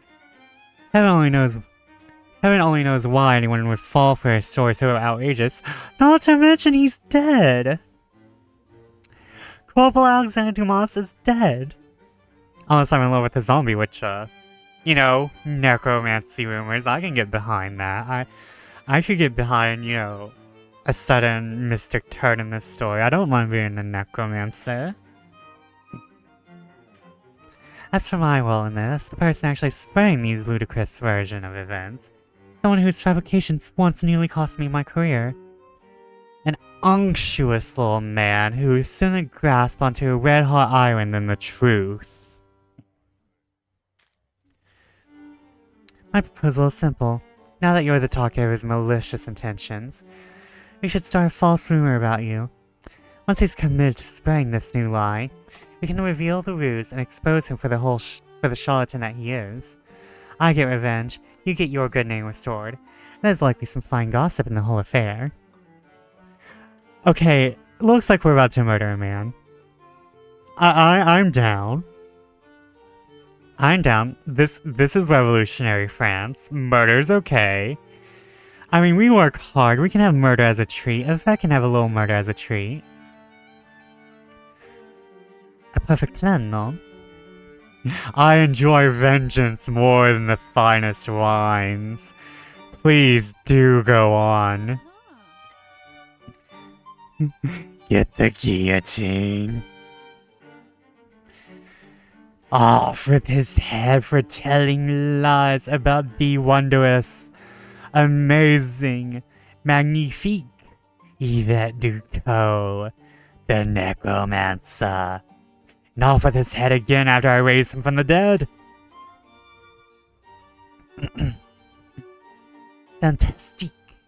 This little fiend is known as the Baron de Toth. Though I'm honestly not sure that's if he's the actual Baron, or just using the title of a relative to have gravitas to his fabrications. What I do know is that he's inherited enough wealth to put him beyond the reach of honest labor. So he takes these rumors for want of something useful to occupy his time. Oh, the idle witch. He needs to die. We need to invent the kind of lie that he'd mindlessly repeat to all and sundry. Tends to focus on things that have a scandalous romantic element, but usually include a conspiracy of some sort. Which is clever, as I am loath to admit. The nice thing about conspiracies is that they don't have to make sense. Any inconsistencies can be weighed away by, that's just what the mastermind wants you to think.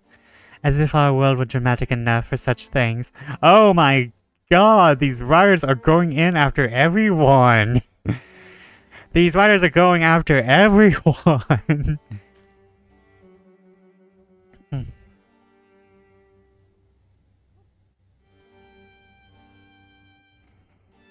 They sure are. Like I said, the writing is heavy carrying this game, but oh my god, the carrying is working. So, how would we stop this? If I turn my romantic sights on an old widower? Perhaps I'm involved with a smuggling ring. I not say I'm starting to court a foreigner recently arrived in Paris. One of these is true. But this one isn't. We don't want anything that's true.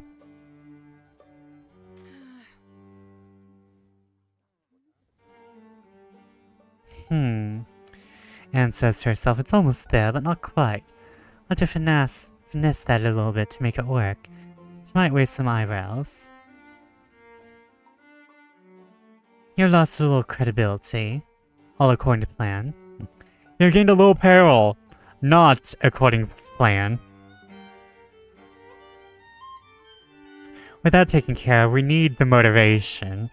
Why exactly are you doing this? For pure pleasure, I'm following my own hedonistic whims. Opportunism, fortune favored me with this chance and I seized it with no thought of the consequences. This is all clearly a ruse to gain the attention of a prominent, unnamed courtier in Versailles. I feel like the last one is the most conspiratorial. Like, it's between the middle one and the last one. I feel like for pure pleasure is not that conspiratorial.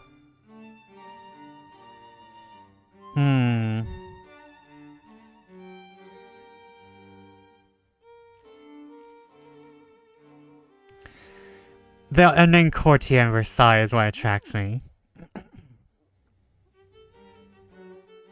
That will certainly get his attention, Anne says, nodding along. Just convoluted enough and mysterious enough to appeal to his taste. You have lost a little credibility, all according to plan. Anne turns to you. I'll accidentally drop this little intrigue of ours. Conversation with Beth, the Baron de Tart. I can assure you you'll start spreading it like a pox. We can meet up again soon and put an end to his slander. With that, she leaves, and you're free to engage in your own plans. All that's left is for you to meet up with Anne again, or you'll have damaged your own reputation for nothing. That would certainly be disappointing. Anne? Anne?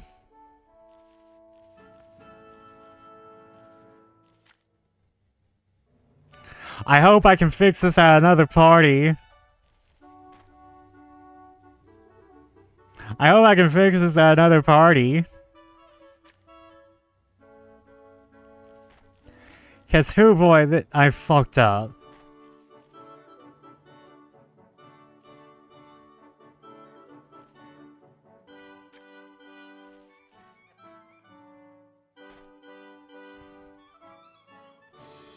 Stroll between the tents in the field, examining all the groups and sheltering from the sun. Oh, is this where it ends for us? I hope not. This is one of the few places you can attend, quite frequently frequented by both commoners and the nobility. And still they instinctively filtered themselves by rank. Nevertheless, every guest feels deeply connected with every other, except for you. Your reconnaissance eventually leads you to a Baron standing by himself between the tents. He's standing alone, but doesn't seem particularly perturbed by this fact. He's wearing the ribbons of some kind of gallant or knightly order, but those badges honestly all look the same to you. Did we fly too close to the sun? Were we Icarus? Ah, salut, madame, he says with a curious informality. Don't worry about feeling out of place. I rarely come to these things either. Like some of the souls here, I swore to myself I wouldn't let my time in the army be the most interesting thing that ever happened to me. Though every time I return, I seem to overhear something salacious enough to remind me why I stay away. I'm being dreadfully rude. How are you enjoying yourself?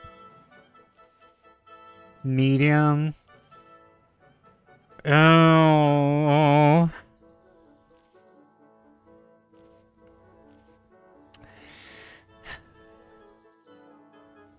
I'm gonna try.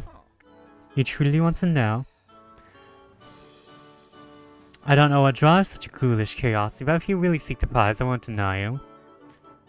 The details of the room are fairly firmly secured. You divert the conversation to some relatively tame but still interesting stories.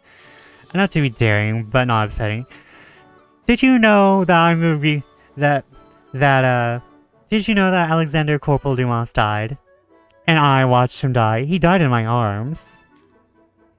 As the conversation starts slow, you find a way to retreat without arousing too much suspicion.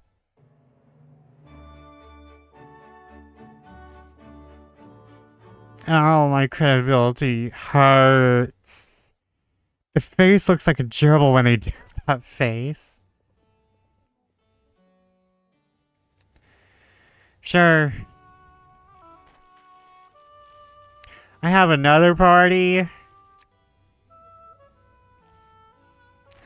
have another party.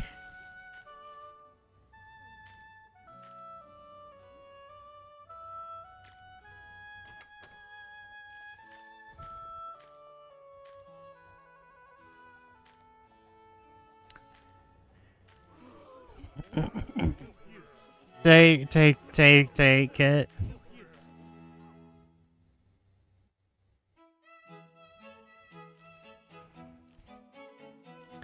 I better run into you here, Anne.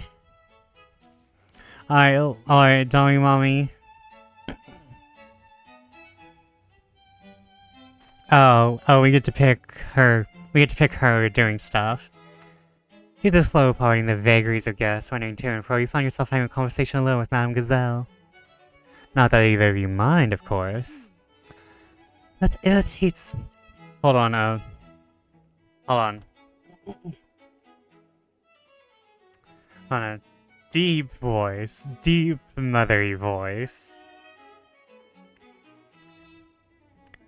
What irritates me so is that for all their complaints about the aristocracy, there are more than enough powerful members of the bourgeoisie who clearly just want to become the new nobility. They play at the revolutionary talk and preach about fairness, but they're not really opposed to the order of the ancien regime, merely those who are running it.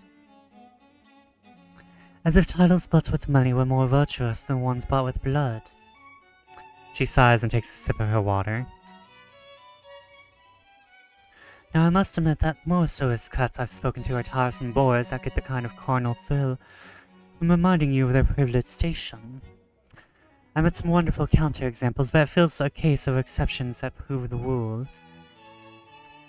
Regardless, I'm not even certain who I should be making entreaties to. All of Paris is picking sides. It'd be nice to reach out to someone we already have a good relationship with. Whoever she reaches out to will surely gain from her support. But she might react poorly to someone who has a poor relationship with the bourgeoisie at the moment.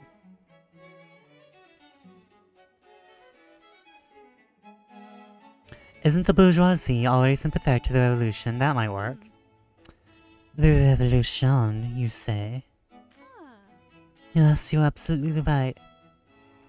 The revolution and the bourgeoisie do seem to be getting along quite well at the moment, despite some of their more irritating peers' best efforts. Gained a little favor with Honorad. Given the direction everything is heading, I should start positioning myself sooner rather than later. But my peers being insufferable isn't a reason to make poor political decision. The bourgeoisie has moved towards the revolution a little. Chat with Honorad a touch long until she excuses herself to begin one of the very meetings she mentioned. And so another piece moves on the grand chessboard of Paris. The only question is anyone moving you around on the board? None of these are helping my credibility. Alright. Do you help? Oh, you help a lot. You help a lot. You wander around the party, scanning the room for someone interesting to talk to. You hear some shuffling behind you. The room goes dark as someone comes up behind you and places their hands over your eyes.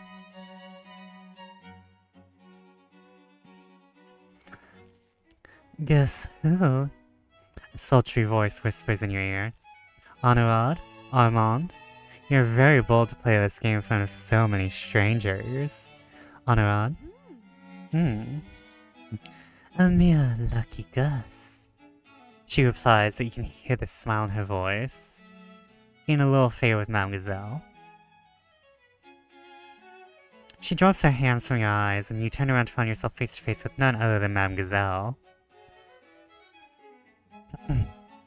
I'm in a great mood, and I'd like to celebrate it with you. First, however, we'll need to find somewhere quiet. She grabs you by the hand and leads you away to a distant corner of the party.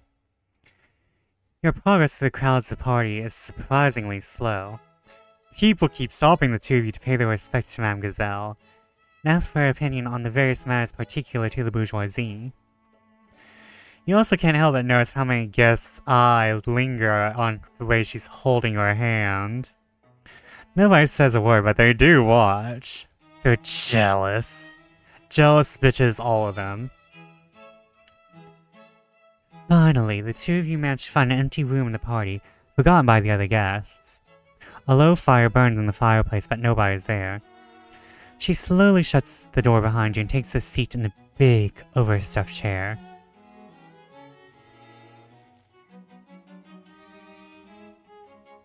Sit, she commands, pointing to a spot on the floor in front of her.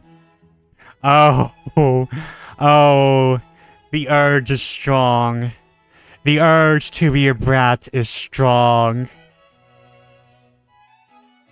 Oh, we have ads. We have ads. So, I need some more water. So, we'll pick this disaster when we get back. Don't go anywhere. We'll pick this disaster when we get back. Don't go anywhere.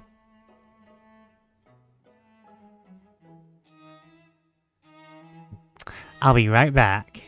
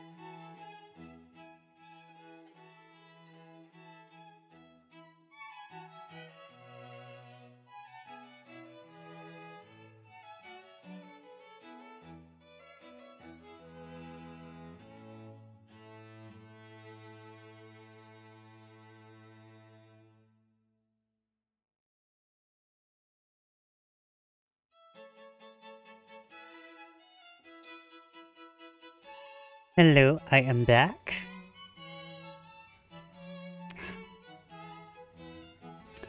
I am back and better than ever. Well, not really. The neck still hurts. The neck is hurting a little. It's from where I'm be squenching and shrimping. Be the scrunching and the shrimping. But honestly, I'm fine otherwise. We're going to be playing until 12, I think. I'm a regular seafood boil. You may be the shrimp, but I'm the I'm the whole crayfish. I'm the whole crayfish boil. They served me up in Louisiana on my bad days.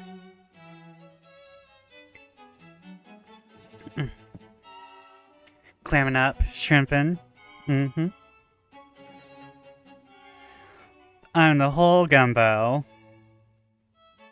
The whole seafood gumbo.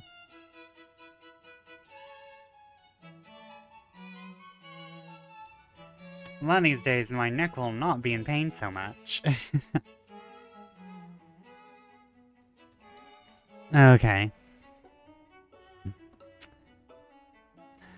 The ad break, according to Seribot, has finished. Oh, she said sit in the floor. But I think she wants me to sit in her lap.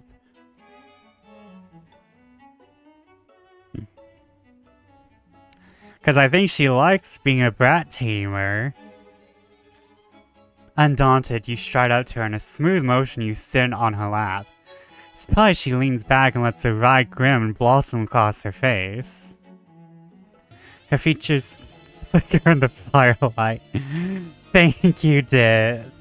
How are you tonight? Thank you, Dits, because that was actually very accurately timed. How are you? How are you tonight? And I drank, now I stretch. I hope you're doing well. It's always nice to see you, Dits.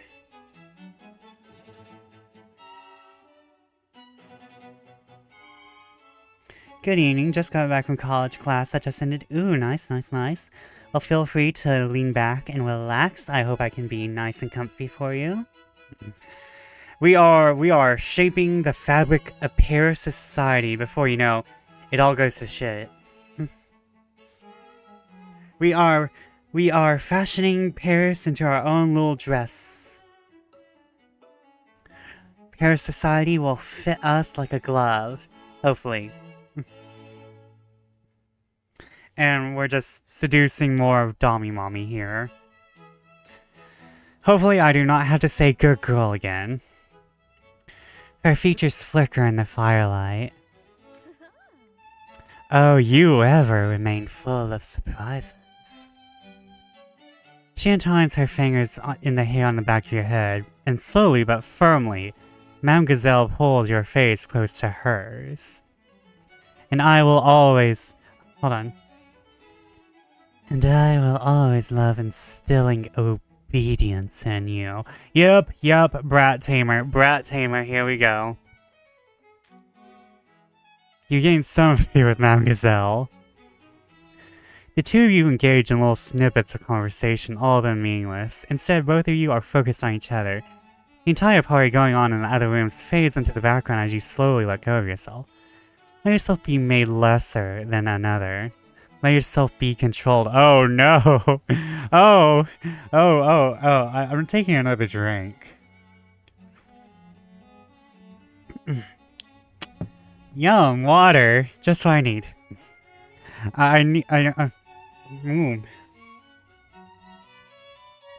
It may not be toxic, but it's still delicious. Delicious lesbians. Actually, no, they're both bisexual. Just delicious bisexuals. But I hope you can get nice and relaxed, and whatever homework you have to do, Dits, go ahead and do it. I don't mind. I don't mind just being the background noise. I just want you to be nice and comfy.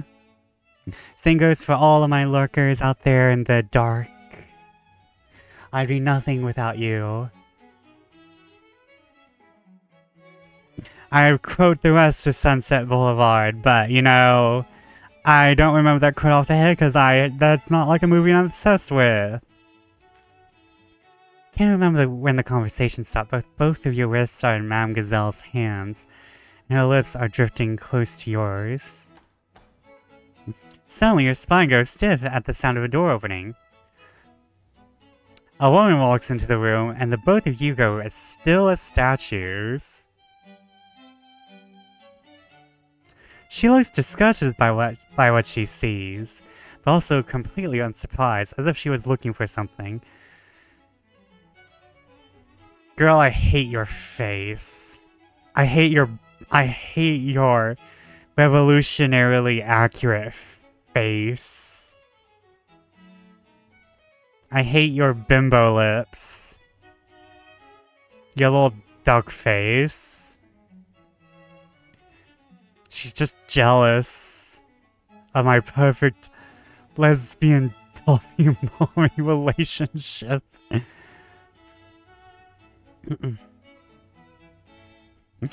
Us? What exactly are the two of you doing? Us? Nothing. Absolutely nothing. Pardon me, we're in the middle of a romantic moment here. Do you mind?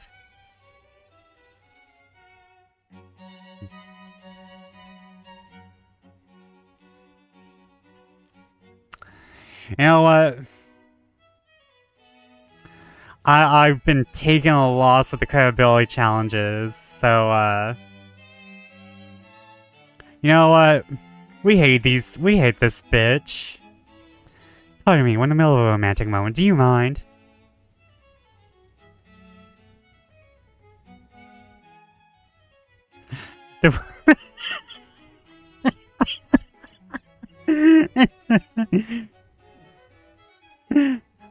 Hold on, this is a brilliant piece of writing. Let me read it. The room goes silent, and even you are taken aback by the audacity of the woman who just said that. That is until you remember that the woman who made that comment is you.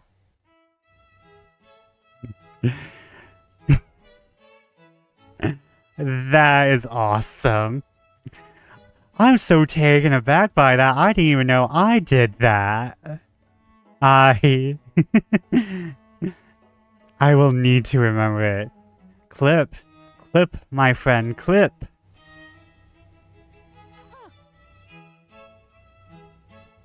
Well, this is disgusting. In fact, both of you are. The interloper replies with venom, but far quieter than intended. The lack of volume seems to rob her of the intended gravitas. You are, at least, partly correct, Honorad chimes in. I too am absolutely disgusted. But you're free to leave at any time. Oh, hold on. But you're free to leave at any time.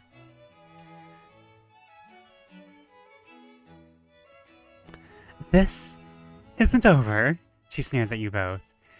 You people can't evade the eyes of society forever. Do you need college paper writing tips? Or creative writing tips, dits? You've gained some peril. Good. With that, she leaves and tries to slam the door way out. Unfortunately for her, the door gets caught on the carpet and just lazily drifts. College writing tips for making your website? Ah, I cannot help with that. Unfortunately for her, the door gets caught on the carpet and just lazily drifts shut. After a few moments, the two of you finally exile in Houston. I'm trying to learn how to make my own website as well. It's not going well. Well, that's certainly got my heart racing. Mademoiselle giggles. I must admit, I never expected you to be the one defending me, Yvette. After all, I never expected anyone to defend me at all. You've gained quite a bit of favor with Mademoiselle.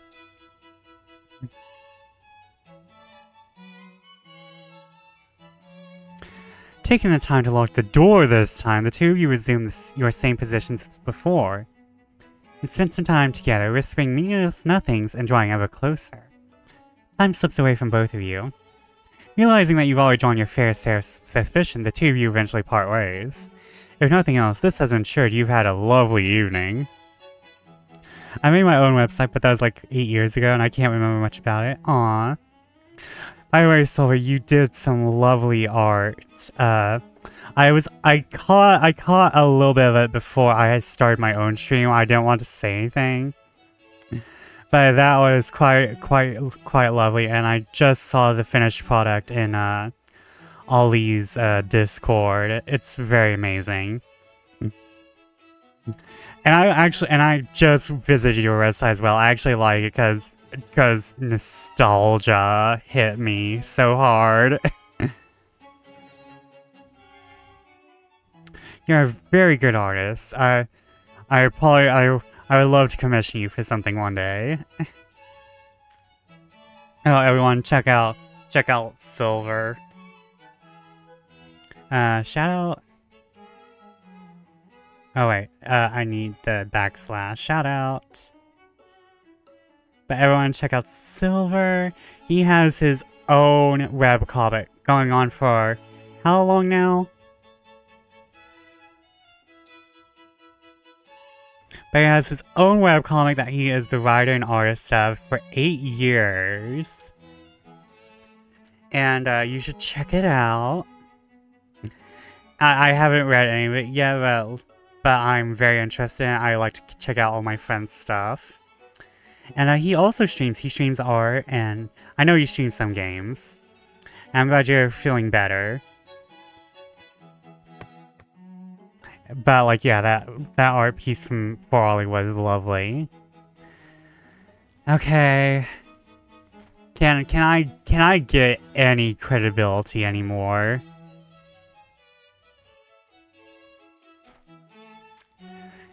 Is you? Every group has ways of measuring one's worth, whether they deserve to belong. With the aristocracy, it's a title. With the church, it's faith. With the bourgeoisie, it's simply money. One guest is here to remind you of such things. I'm glad you're happy, Silver. That's I like seeing my friends do their stuff. Well, I like seeing people do their things, and I will go read a false deity sometime soon. It's been put on the TBR. The TBR list is the whole library, the whole burned library of Alexandria at this point.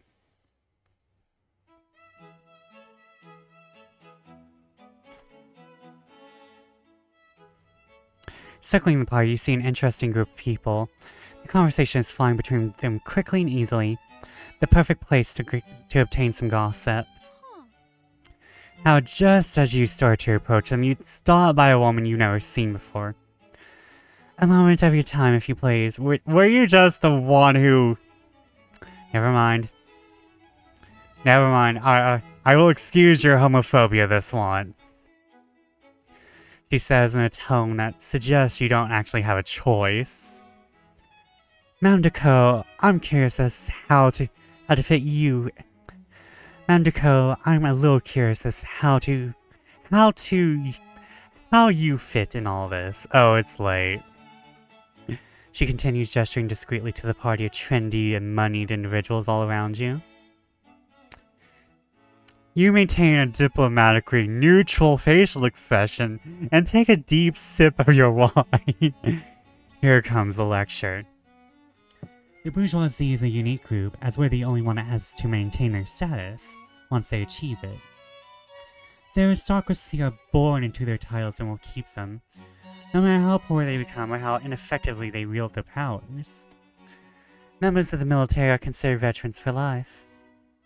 We're not like them. Every single day is a struggle to maintain our status. There can be no rest for us, because everything we do matters. Everyone here deserves to be here. Why do you?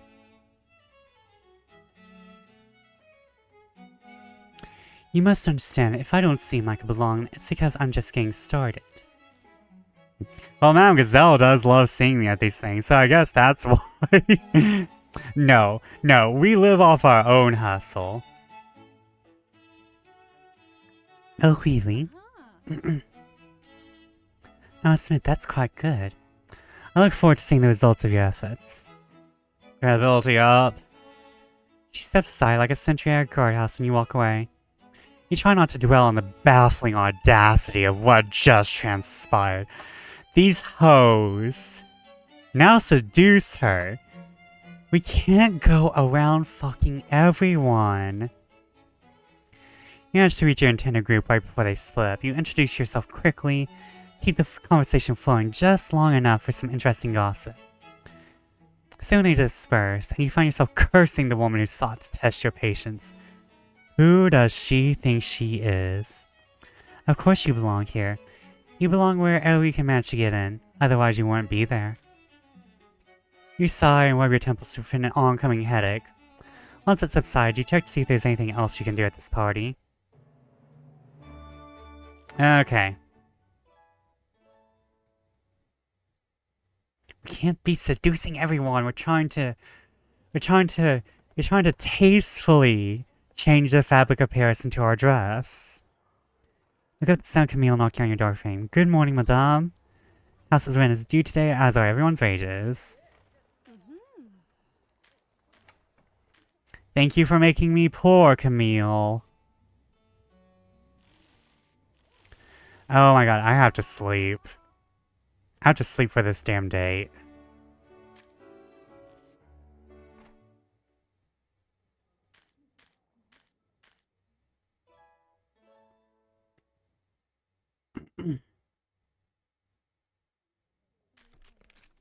Oh.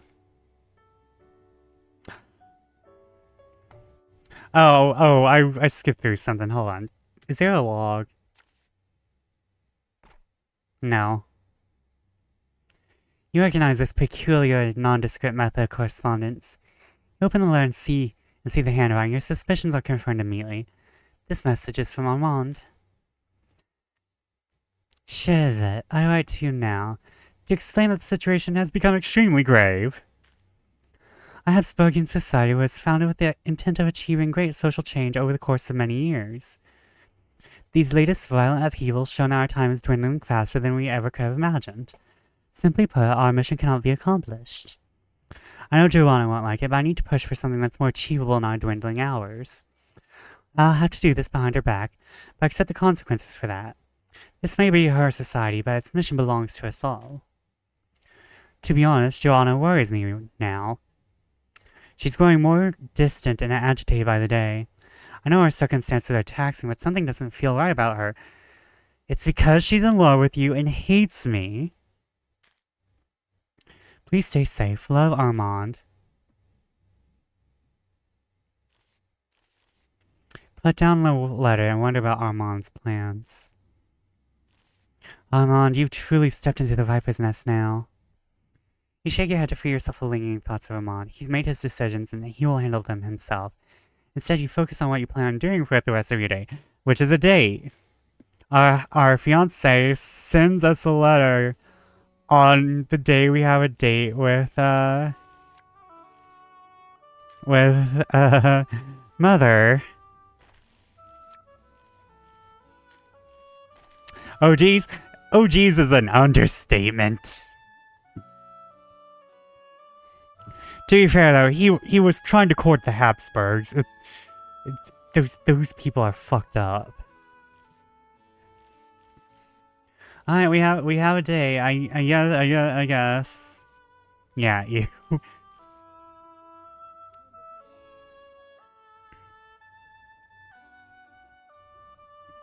Okay, the church is still going for the crown. I had to turn the military towards the revolution. I wonder if I can do that somehow. Unfortunately, unfortunately Alexander Dumas is dead, so I can't fuck the military into the revolution.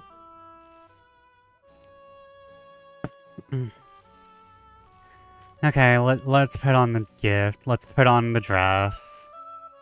Let's put on Mommy's favorite dress.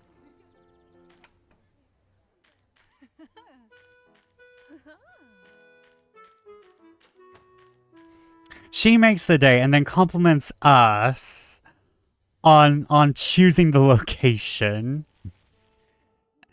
Arnold has some issues. Let me sell all of this. Oh,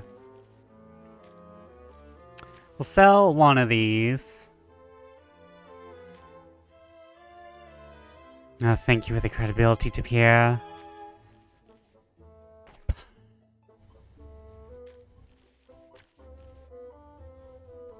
Increase the power of the bourgeoisie, because someone needs to.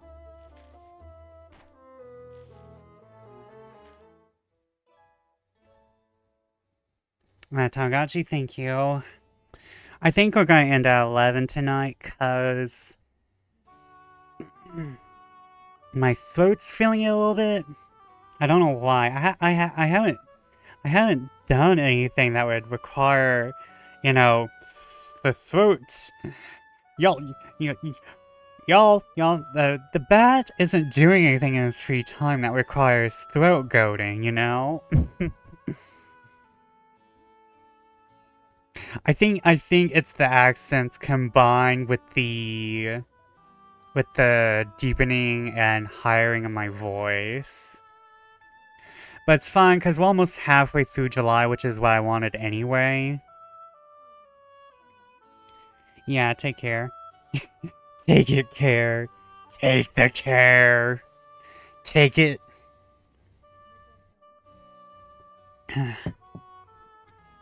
And not to mention, shoulder blades. Hurry. I'm getting my 29 pains. I'm getting the 29 pains. You know, all the pains that happen when you're 29.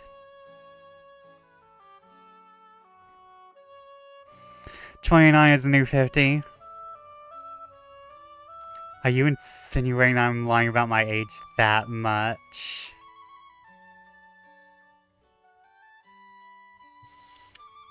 I'm taking away that VIP. I'm taking away that VIP and throwing it into Mordor. I'm saying you're decrepit. I can go find a new producer to spend all my time with. Would you like that?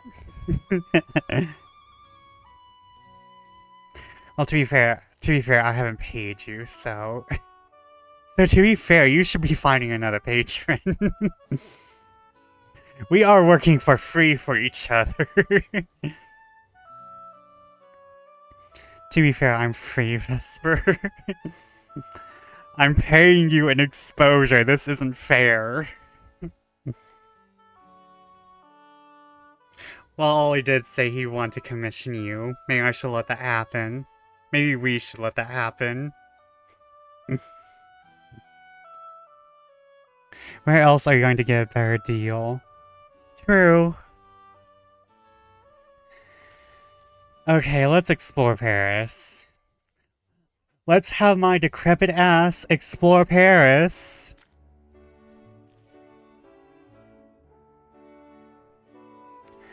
Okay.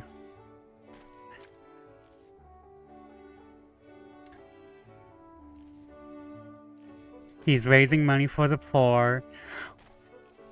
The priest is everywhere. The priest is everywhere.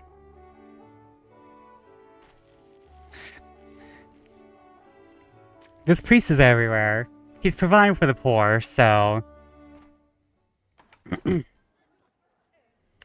Walking to the city, note that the weather is perfectly fine. But something just feels tense today. People are walking together in tight clusters, and nobody seems willing to meet each other's eyes. That's when you hear him yelling. Oh, hold on. Hold on.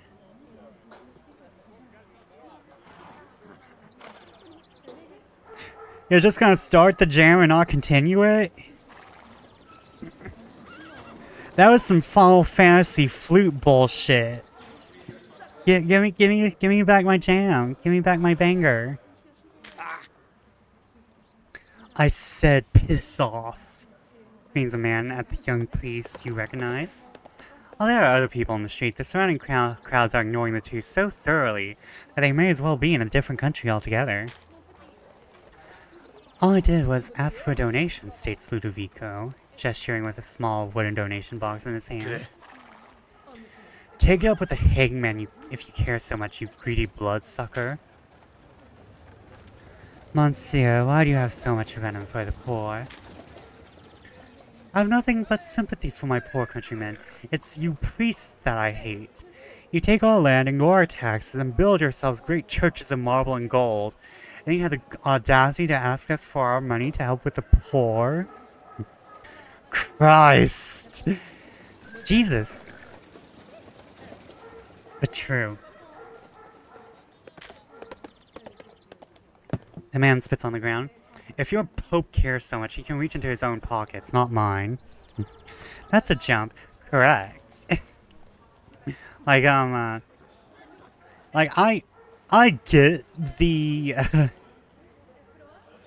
mean, for the time period, he's not wrong. However, yeah, like, there's, like, so many middlemen between Ludovico and the Pope. Not to mention, Ludovico is not in charge of the building of his own church, the church that he came to, so it's like... It's kind of like the... It's kind of like when people bring up how Square's new CEO is kind of into NFTs and stuff, and AI. It's like, there's so many people between Square's CEO and like the actual people who are developing games that I don't feel like he's gonna have that much pull. So it's kind of like, it's not as bad as, not to bring up the Palworld thing, but you know, Palworld has the same issue, but there's less people between the Palworld devs and the CEO. But there's like a lot of people between the Pope in the Vatican, which has had too much money spent on it, to be real. And poor little Ludovico here, the Christ twink here, the Christian twink here, is just doing his best.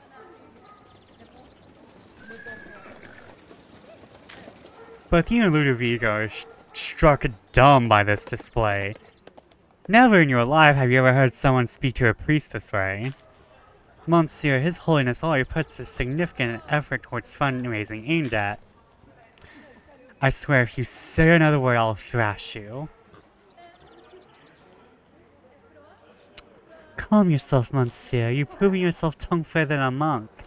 Satisfied?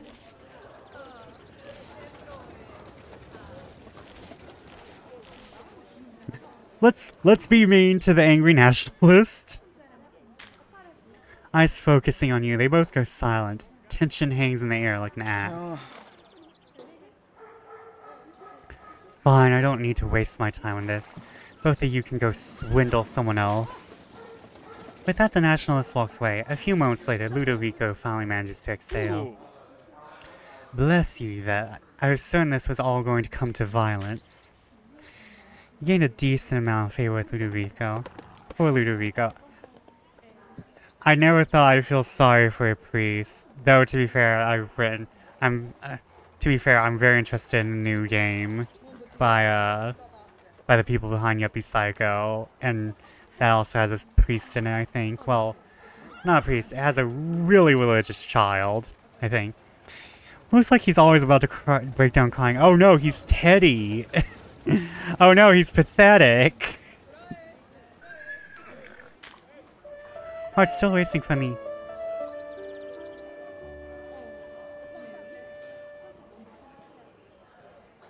Sensei, no! Sensei, then, no! Did you hear that flute? That flute was good. Very good flute. Mwah. 10 out of 10 flute. Kind of gives me very FF vibes. Heart's still racing from the counter. You and Ludovico spent some time walking around together. You walk, talk, trade book recommendations, and generally calm down. Eventually, the two of you part ways. Eventually, thinking back on what just transpired, you shake your head. Sometimes it just feels all of Paris is losing its mind. To be fair, it is.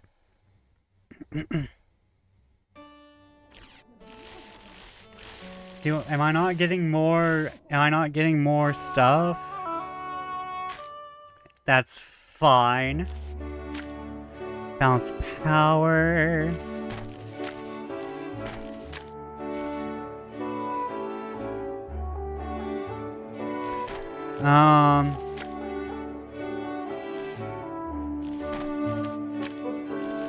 This one has mommy.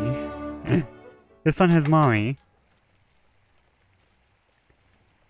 You don't go out to explore the city until later in the evening, mostly for a simple change of pace. There's also less crowding, which is nice. As you walk through the emptier streets, you happen across Madame Gazelle, who's walking the streets. Her servant Renee is not far behind her. Bonsoir, little Yvette. I see you're taking in the fresh air as well. Please join me as I wander aimlessly through the city, she says with a smile. I would hate for this to become dull. The two of you walk closely together, taking in the city and talking about the events of the last few weeks. As always, Madame Gazelle is composed but extremely opinionated. As you turn the corner, you nearly bump into a priest, Ludovico. As he stumbles away from this close call, you notice that he has a book about pirates of the Barbary Coast tucked under his arm. Only to disperse. Are you two alright? After it's been confirmed that none of you have been put in mortal peril, he looks down and asks, are you all out here? Wandering the streets at dusk? Are you two lost? We are not lost, priest, nor are we needing your help. In fact, I would ask that you stay out of our business altogether. This reminds me of that meme. The one where the person's on the ground with a lunch tray looking up at people? Yeah. Yeah.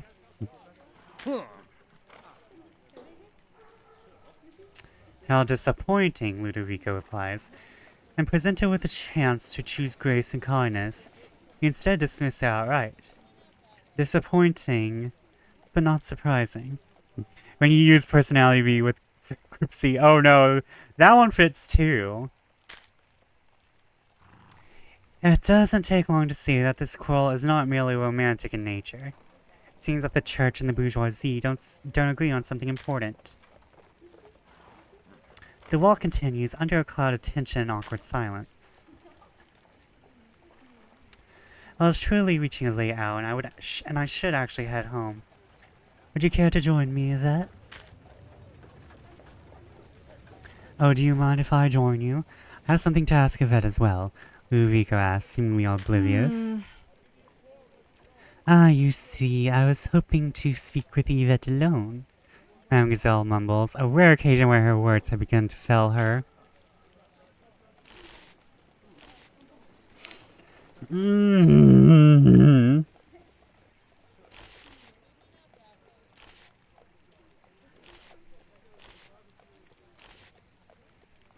Dude, do I test?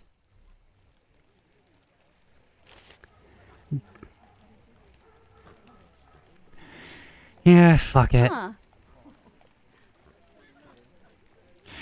When you use your church friend personality with your scary girlfriend, your scary goth girlfriend. Perhaps, Anirudh mumbles to herself deep in thought. They look at you, listening carefully, continuing to eye each other distrustfully.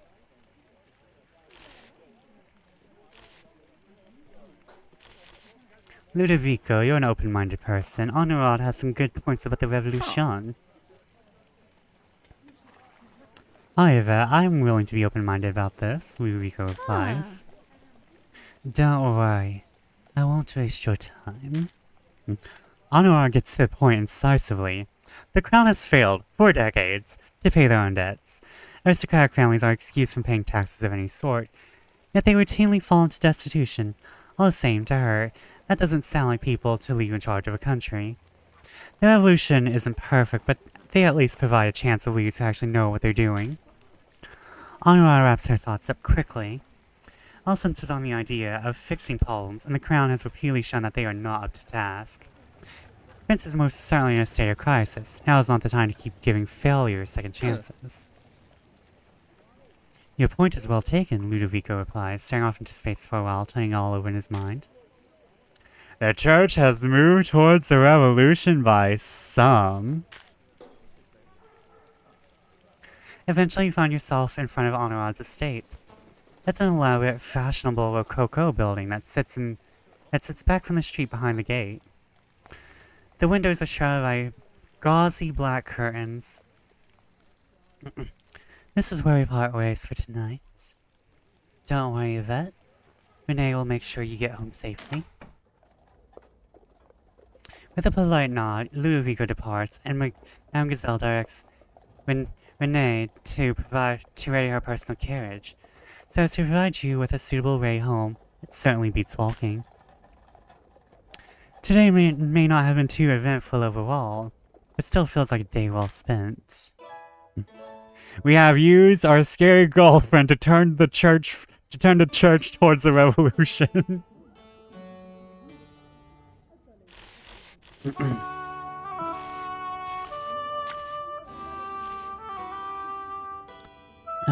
Give me that delicious credibility. Yeah, it's kind of funny. We used our scary goth girlfriend to turn the church towards the revolution. Okay, artistic license, return to map.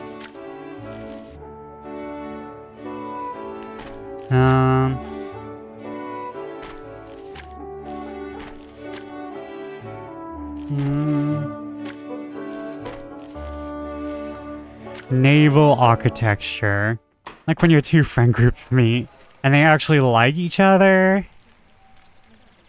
Decide to spend the day walking around in a fountain square simply to cool off. It's sweltering outdoors, stifling indoors, and most people are trying not to lose their tempers with each other. You swear you can see steam rising up from the fountain.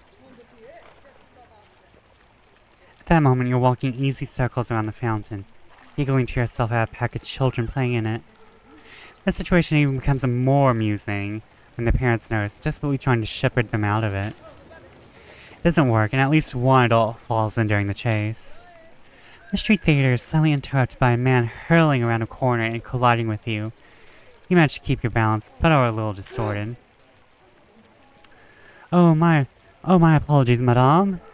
The man sputters as he collects himself. You're quite certain you met this man at a party before. Are you hurt at all? It was nothing. I'm sure I'll be fine. Who poked me? Who's poking me? Oh. Field operation. Okay. Back to game. Oh, that's the spirit, he replies with an encouraging smile. I'm in a touch of a hurry and I must stop paying attention to where I was going. He stops to check his pocket watch and sighs. I'm supposed to be meeting with the draftsman to get the plans for the sunken fortresses at Cherbourg. But this way I'll miss my appointment at the Naval Department entirely. The fortresses are leaking terribly, you see. Made them out of wood, which is apparently quite appetizing to all the sea worms in port. Probably something that should have been looked into before we made them.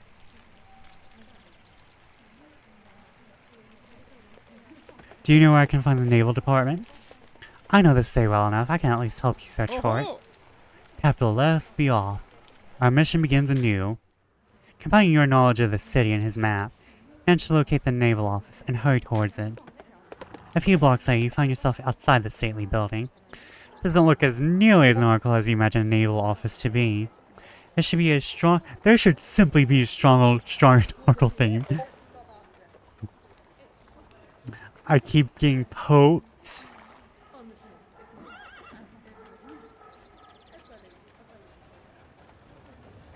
Thank you. I keep going to my opera instead of my game.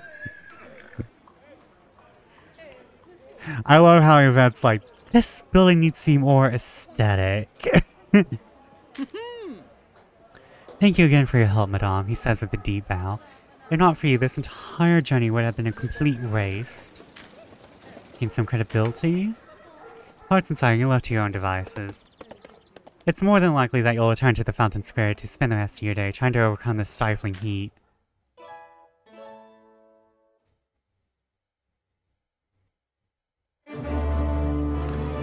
The day has opened with staggering news. The king has just dismissed Monsieur Jacques, who is both the Prime Minister and the Controller General of Finances. Monsieur Jacques' reputation as a friend of the people is so great that he's welcomed into office with a fireworks display. While it's understood that he was always a controversial figure, his competence has never been in question. He argued with the abolition of serfdom, and once broke a policy stalemate by leaking the national budget to the press, or show the people how dire the country's situation was. However, this public favor wasn't enough to save him. The king dismissed him from office, with the new Controller General of Finances is Monsieur Joseph-Francois Foulon. Dismissing Jacques was already guaranteed to be unpopular. Replacing him with a conservative deeply loyal to the interests of the nobility would have been bad enough, but Monsieur Foulon isn't just disliked. He is despised. Thank you for the lurk, whatever. Hope you have a good lurk. We'll be finishing up in about 10 or so minutes. During the last famine, when asked of the plight of the common people, Monsieur Foulon replied, "If those rascals have no bread, let them eat hay." The common people have not forgotten this. The great tension that hangs over the country continues to build. Even alone in your home, you can feel in the air, heavy and thick, like smoke from a burning building. And so, in Paris, life goes on.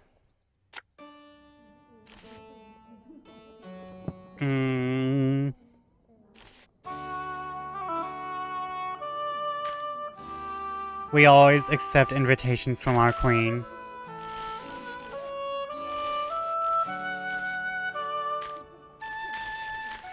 Oh man, I'm about to be poor as fuck.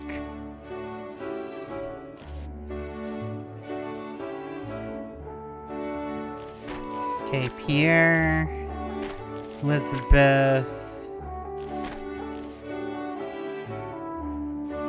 Oh man, Bones. Bones.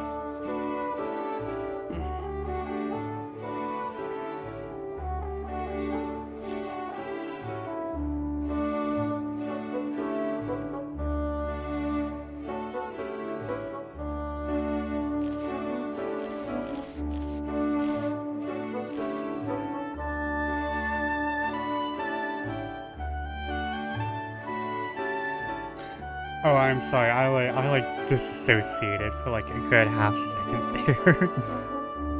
Would disassociating be real?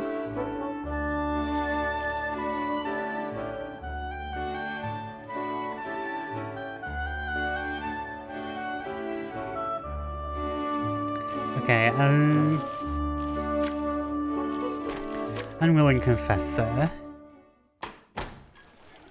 That day you decide to take a turn around the Fountain Square. There's usually something interesting, as there's usually interesting something going on there. During your daytime stroll, you happen to see two men that you recognize. And again, you can't imagine what either of these two men would have to say to each other. That's what I'm saying, good Monsieur Sidoti. It's Father Sidoti, Ludovico interrupts gently. Of course, Monsieur Father Sidoti. Pierre replies with a deep bow of deference. What I'm saying is that you must hear many precious secrets and indiscretions from your parishioners during the course of your duties. You mean when I take their confessions? Ah, but of course, I'm certain that you see and hear all manner of things during these tedious duties. I'd offer you a simple payment for anything that you might hear. Is this a serious question, Signor, or the products of some brandy-fueled delirium? Can it not be both? Absolutely not, Ludovico replies. I have sworn many solemn vows. I haven't taken some of them quite seriously. Let us not be so hasty, Father, Pierre says, the picture calm. This is not some untested endeavor. The Cardinal de Rohan himself was among my many suppliers some years ago.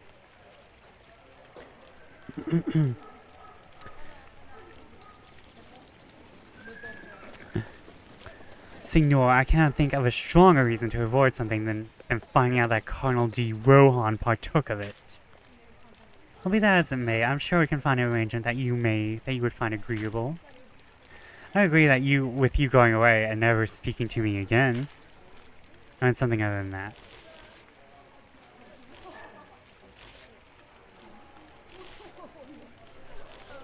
Pierre, trust me, you don't want to pay good money for such paltry leads. Well, why would I not? People are confessing their darkest secrets to the Lord himself. Of course I want to know what they're saying. No, that is correct.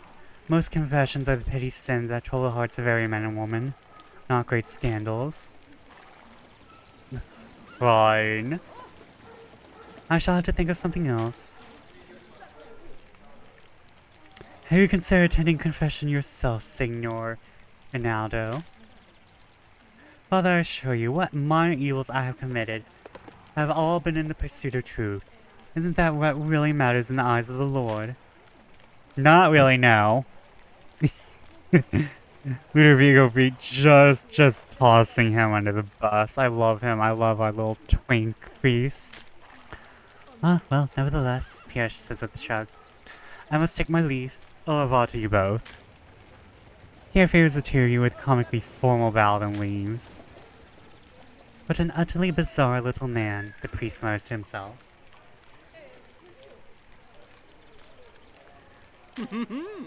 The two of you spend some time chatting together, laughing about the absurdity of the day's events.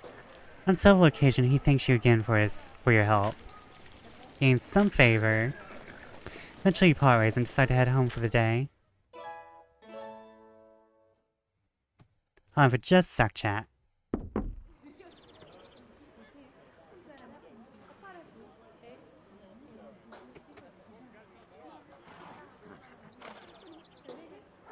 Camille is here again to take all my money.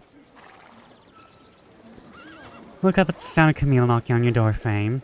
Oh, thank you for the Tamagotchi.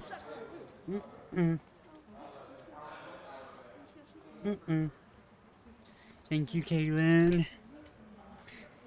Good night, honk me, me, me. You guys rest up. You guys have a nice sleep. You and Lucy. Honk me. Honk me, me, me. Honk me, me, me, me. Honk shoo, honk shoo.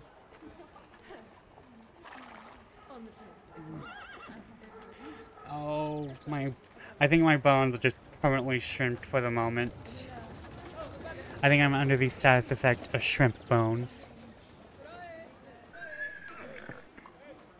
Huh. And pay my servants. Merci beaucoup, madame. Camille says with curtsy as you hand her the money. I have parties to go to. Crown. The crown won't like that. I can just basically... I should just try to do my best.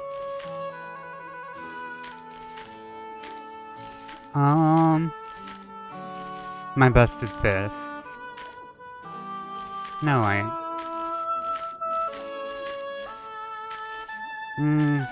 yeah, the provincial dress is best at the moment. Says preparations. Huh. Take my wine. Oh wait, I'm poor. I'm poor as hell.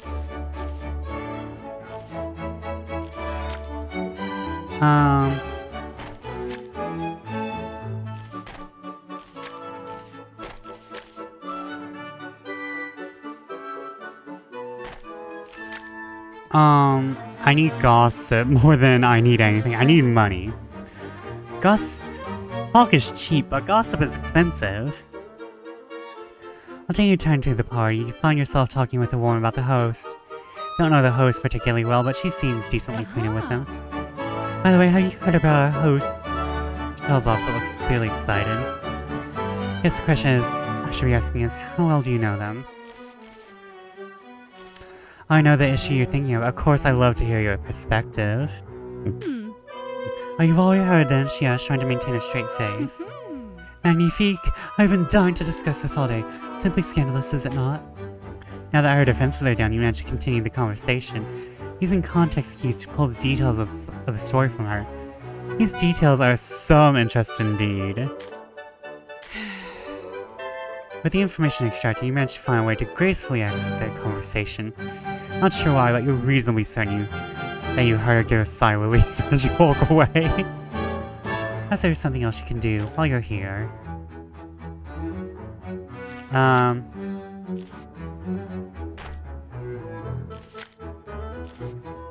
Cheap. Elizabeth. So the painter is Elizabeth, and decide to chat with her. However, before you manage to approach her, she glances about and quickly leaves the room. Confused but unperturbed, you follow her outside into the gardens. Approaching her, you survey the area. It seems that nobody else is out here except for you two, unless... Your heartbeat quickens when you notice shapes that might be following you, until you realize it's a young couple giggling furtively between themselves as they disappear into a hedge maze. It's safe to assume that they'll be occupied. Wank. With that for a while, they're going to have sex in the hedge maze. Sex in the hedge maze. Sex in the hedge maze. Honestly, that does not sound like it sounds funny. I imagine getting leaves in a whole bunch of places. Well, now you're alone with Elizabeth. You finally catch up with her. She's suckling a tree, staring pensively into its branches.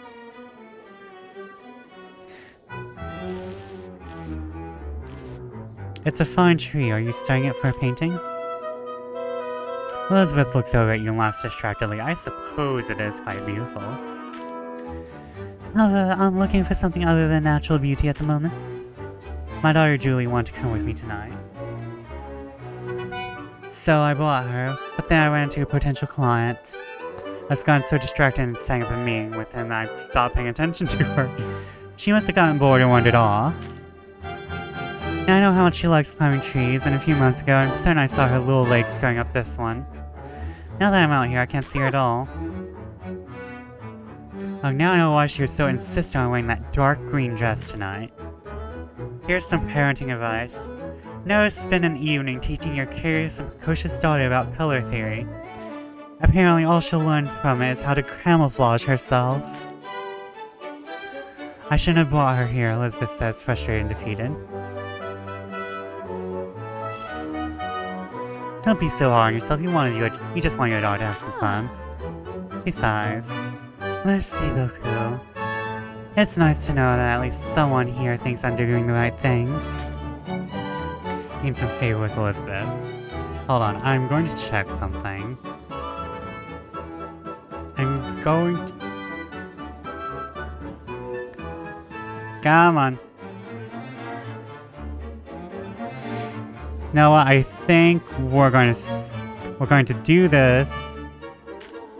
I always attend these things by myself because I'm really here to find new clients to paint. Unfortunately, little Julie doesn't understand that. She just knows that Maman is going to another fancy ball with all the queens and princesses. Every time she begs me to let her come along. She sticks her head and looks up at the tree, and our children always so eager to grow up.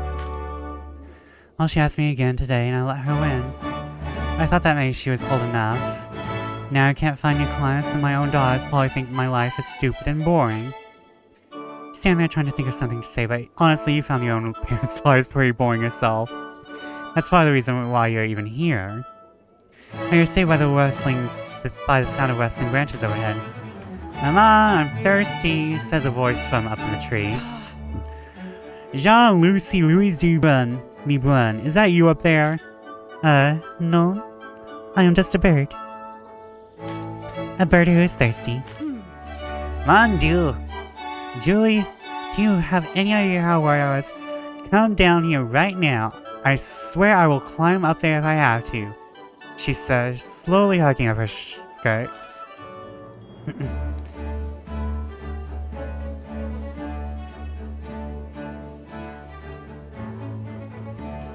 Might be a good idea to intervene before Elizabeth is caught scaling a tree. I mean, you can stay over there if you don't want a slice of queen's cake. I'd love to have it. What? There's a queen's cake? I mean, it's covered in special icing and honey flowers that you're not allowed to have anywhere else. Maybe you're just not old enough for it. Elizabeth chimes in. No, wait, I'm coming. Julie scurries down the tree and returns to her mother. Elizabeth mouths a silent thank you to you while she cleans some twigs and dirt off her errant daughter's dress.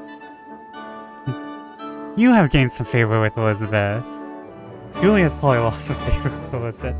Thank you, Nikola. How is you tonight? How is you tonight? Thank you for the care package.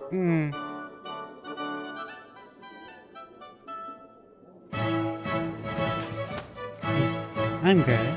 That's good, that's good. With her daughter secured and accounted for, Elizabeth heads inside to the rest of the party in order to find some cake that looks suitably royal. Go to your own devices and decide to head inside as well before the couple that disappeared into the hedge mage start making too much noise. It's sleepy, aww.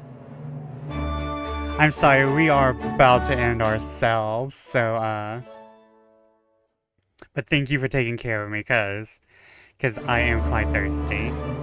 Only 2 days ago, Prime Minister Jocks was suddenly dismissed by the... Damn it. Today, the members of the National Assembly publicly called for the creation of bourgeoisie militia. They want their own army. But I hope you rest out, Nikola. I know the feeling of being sleepy. I'm always a sleepy bat. That's why I actually called my, my little book company that my book is listed under, Sleep Deprived Bats Productions. That wasn't disturbing enough. Damn it, ads. Can I... Hold on. Well, while ads are running, I'll do something real quick. Be right back.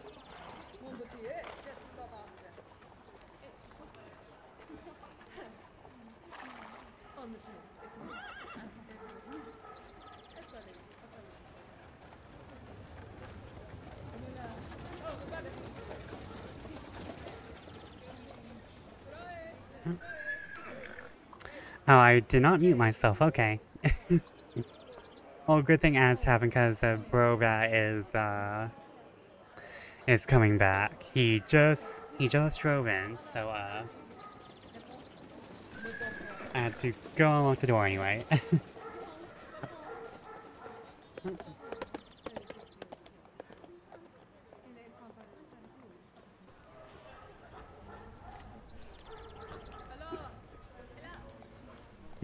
He is taking his time. There he is. Oh my god, why is these ad breaks so tortuously long? Ad breaks be horrible.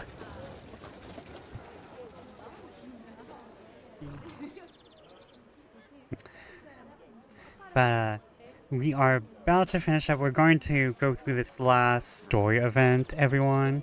For anyone who is here beyond the ad break. We will finish up ad break. We will finish up this thing. And we will call it for tonight because the throat is not happy right now. But I will look for someone to raid actually while we are doing this.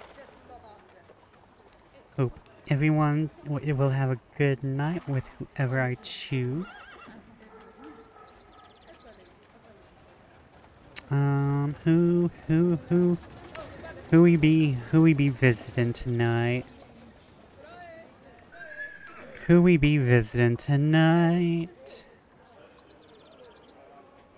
Oh. Yeah, I know who we visiting. I know who we be visiting.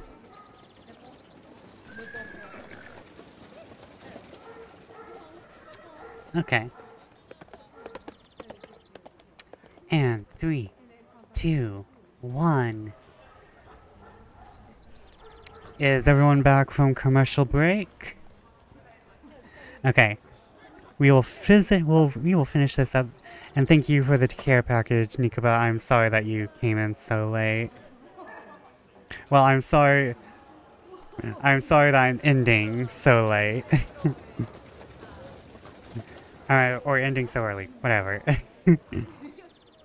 If that wasn't disturbing enough, it's well known at this point that this militia has no shortage of volunteers. While there aren't many fears of large-scale desertion within the military, there are still thousands of angry commoners, and it's quite easy to throw up a barricade in streets and start trouble. Then again, a mob of angry people doesn't make an army.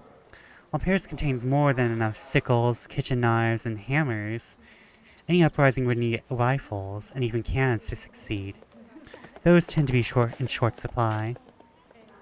The militia could overwhelm and rob the occasional group of watchmen, or even a small military checkpoint. But the only large concentration of weaponry we can think of in Paris is the Bastille. The imposing castle used to be a major prison, but now it's mostly an armory that happens to hold a few especially odious criminals in spare cells. Of course, that would be utterly insane. Nobody would try to storm a castle in the middle of Paris. Such an act would plunge the city into a kind of chaos that one could never turn back from. The situation is dire, but surely everyone would be more than reasonable than that, right? Right? There's definitely no precedence for this, right? And so, life in Paris goes on. And we are calling it...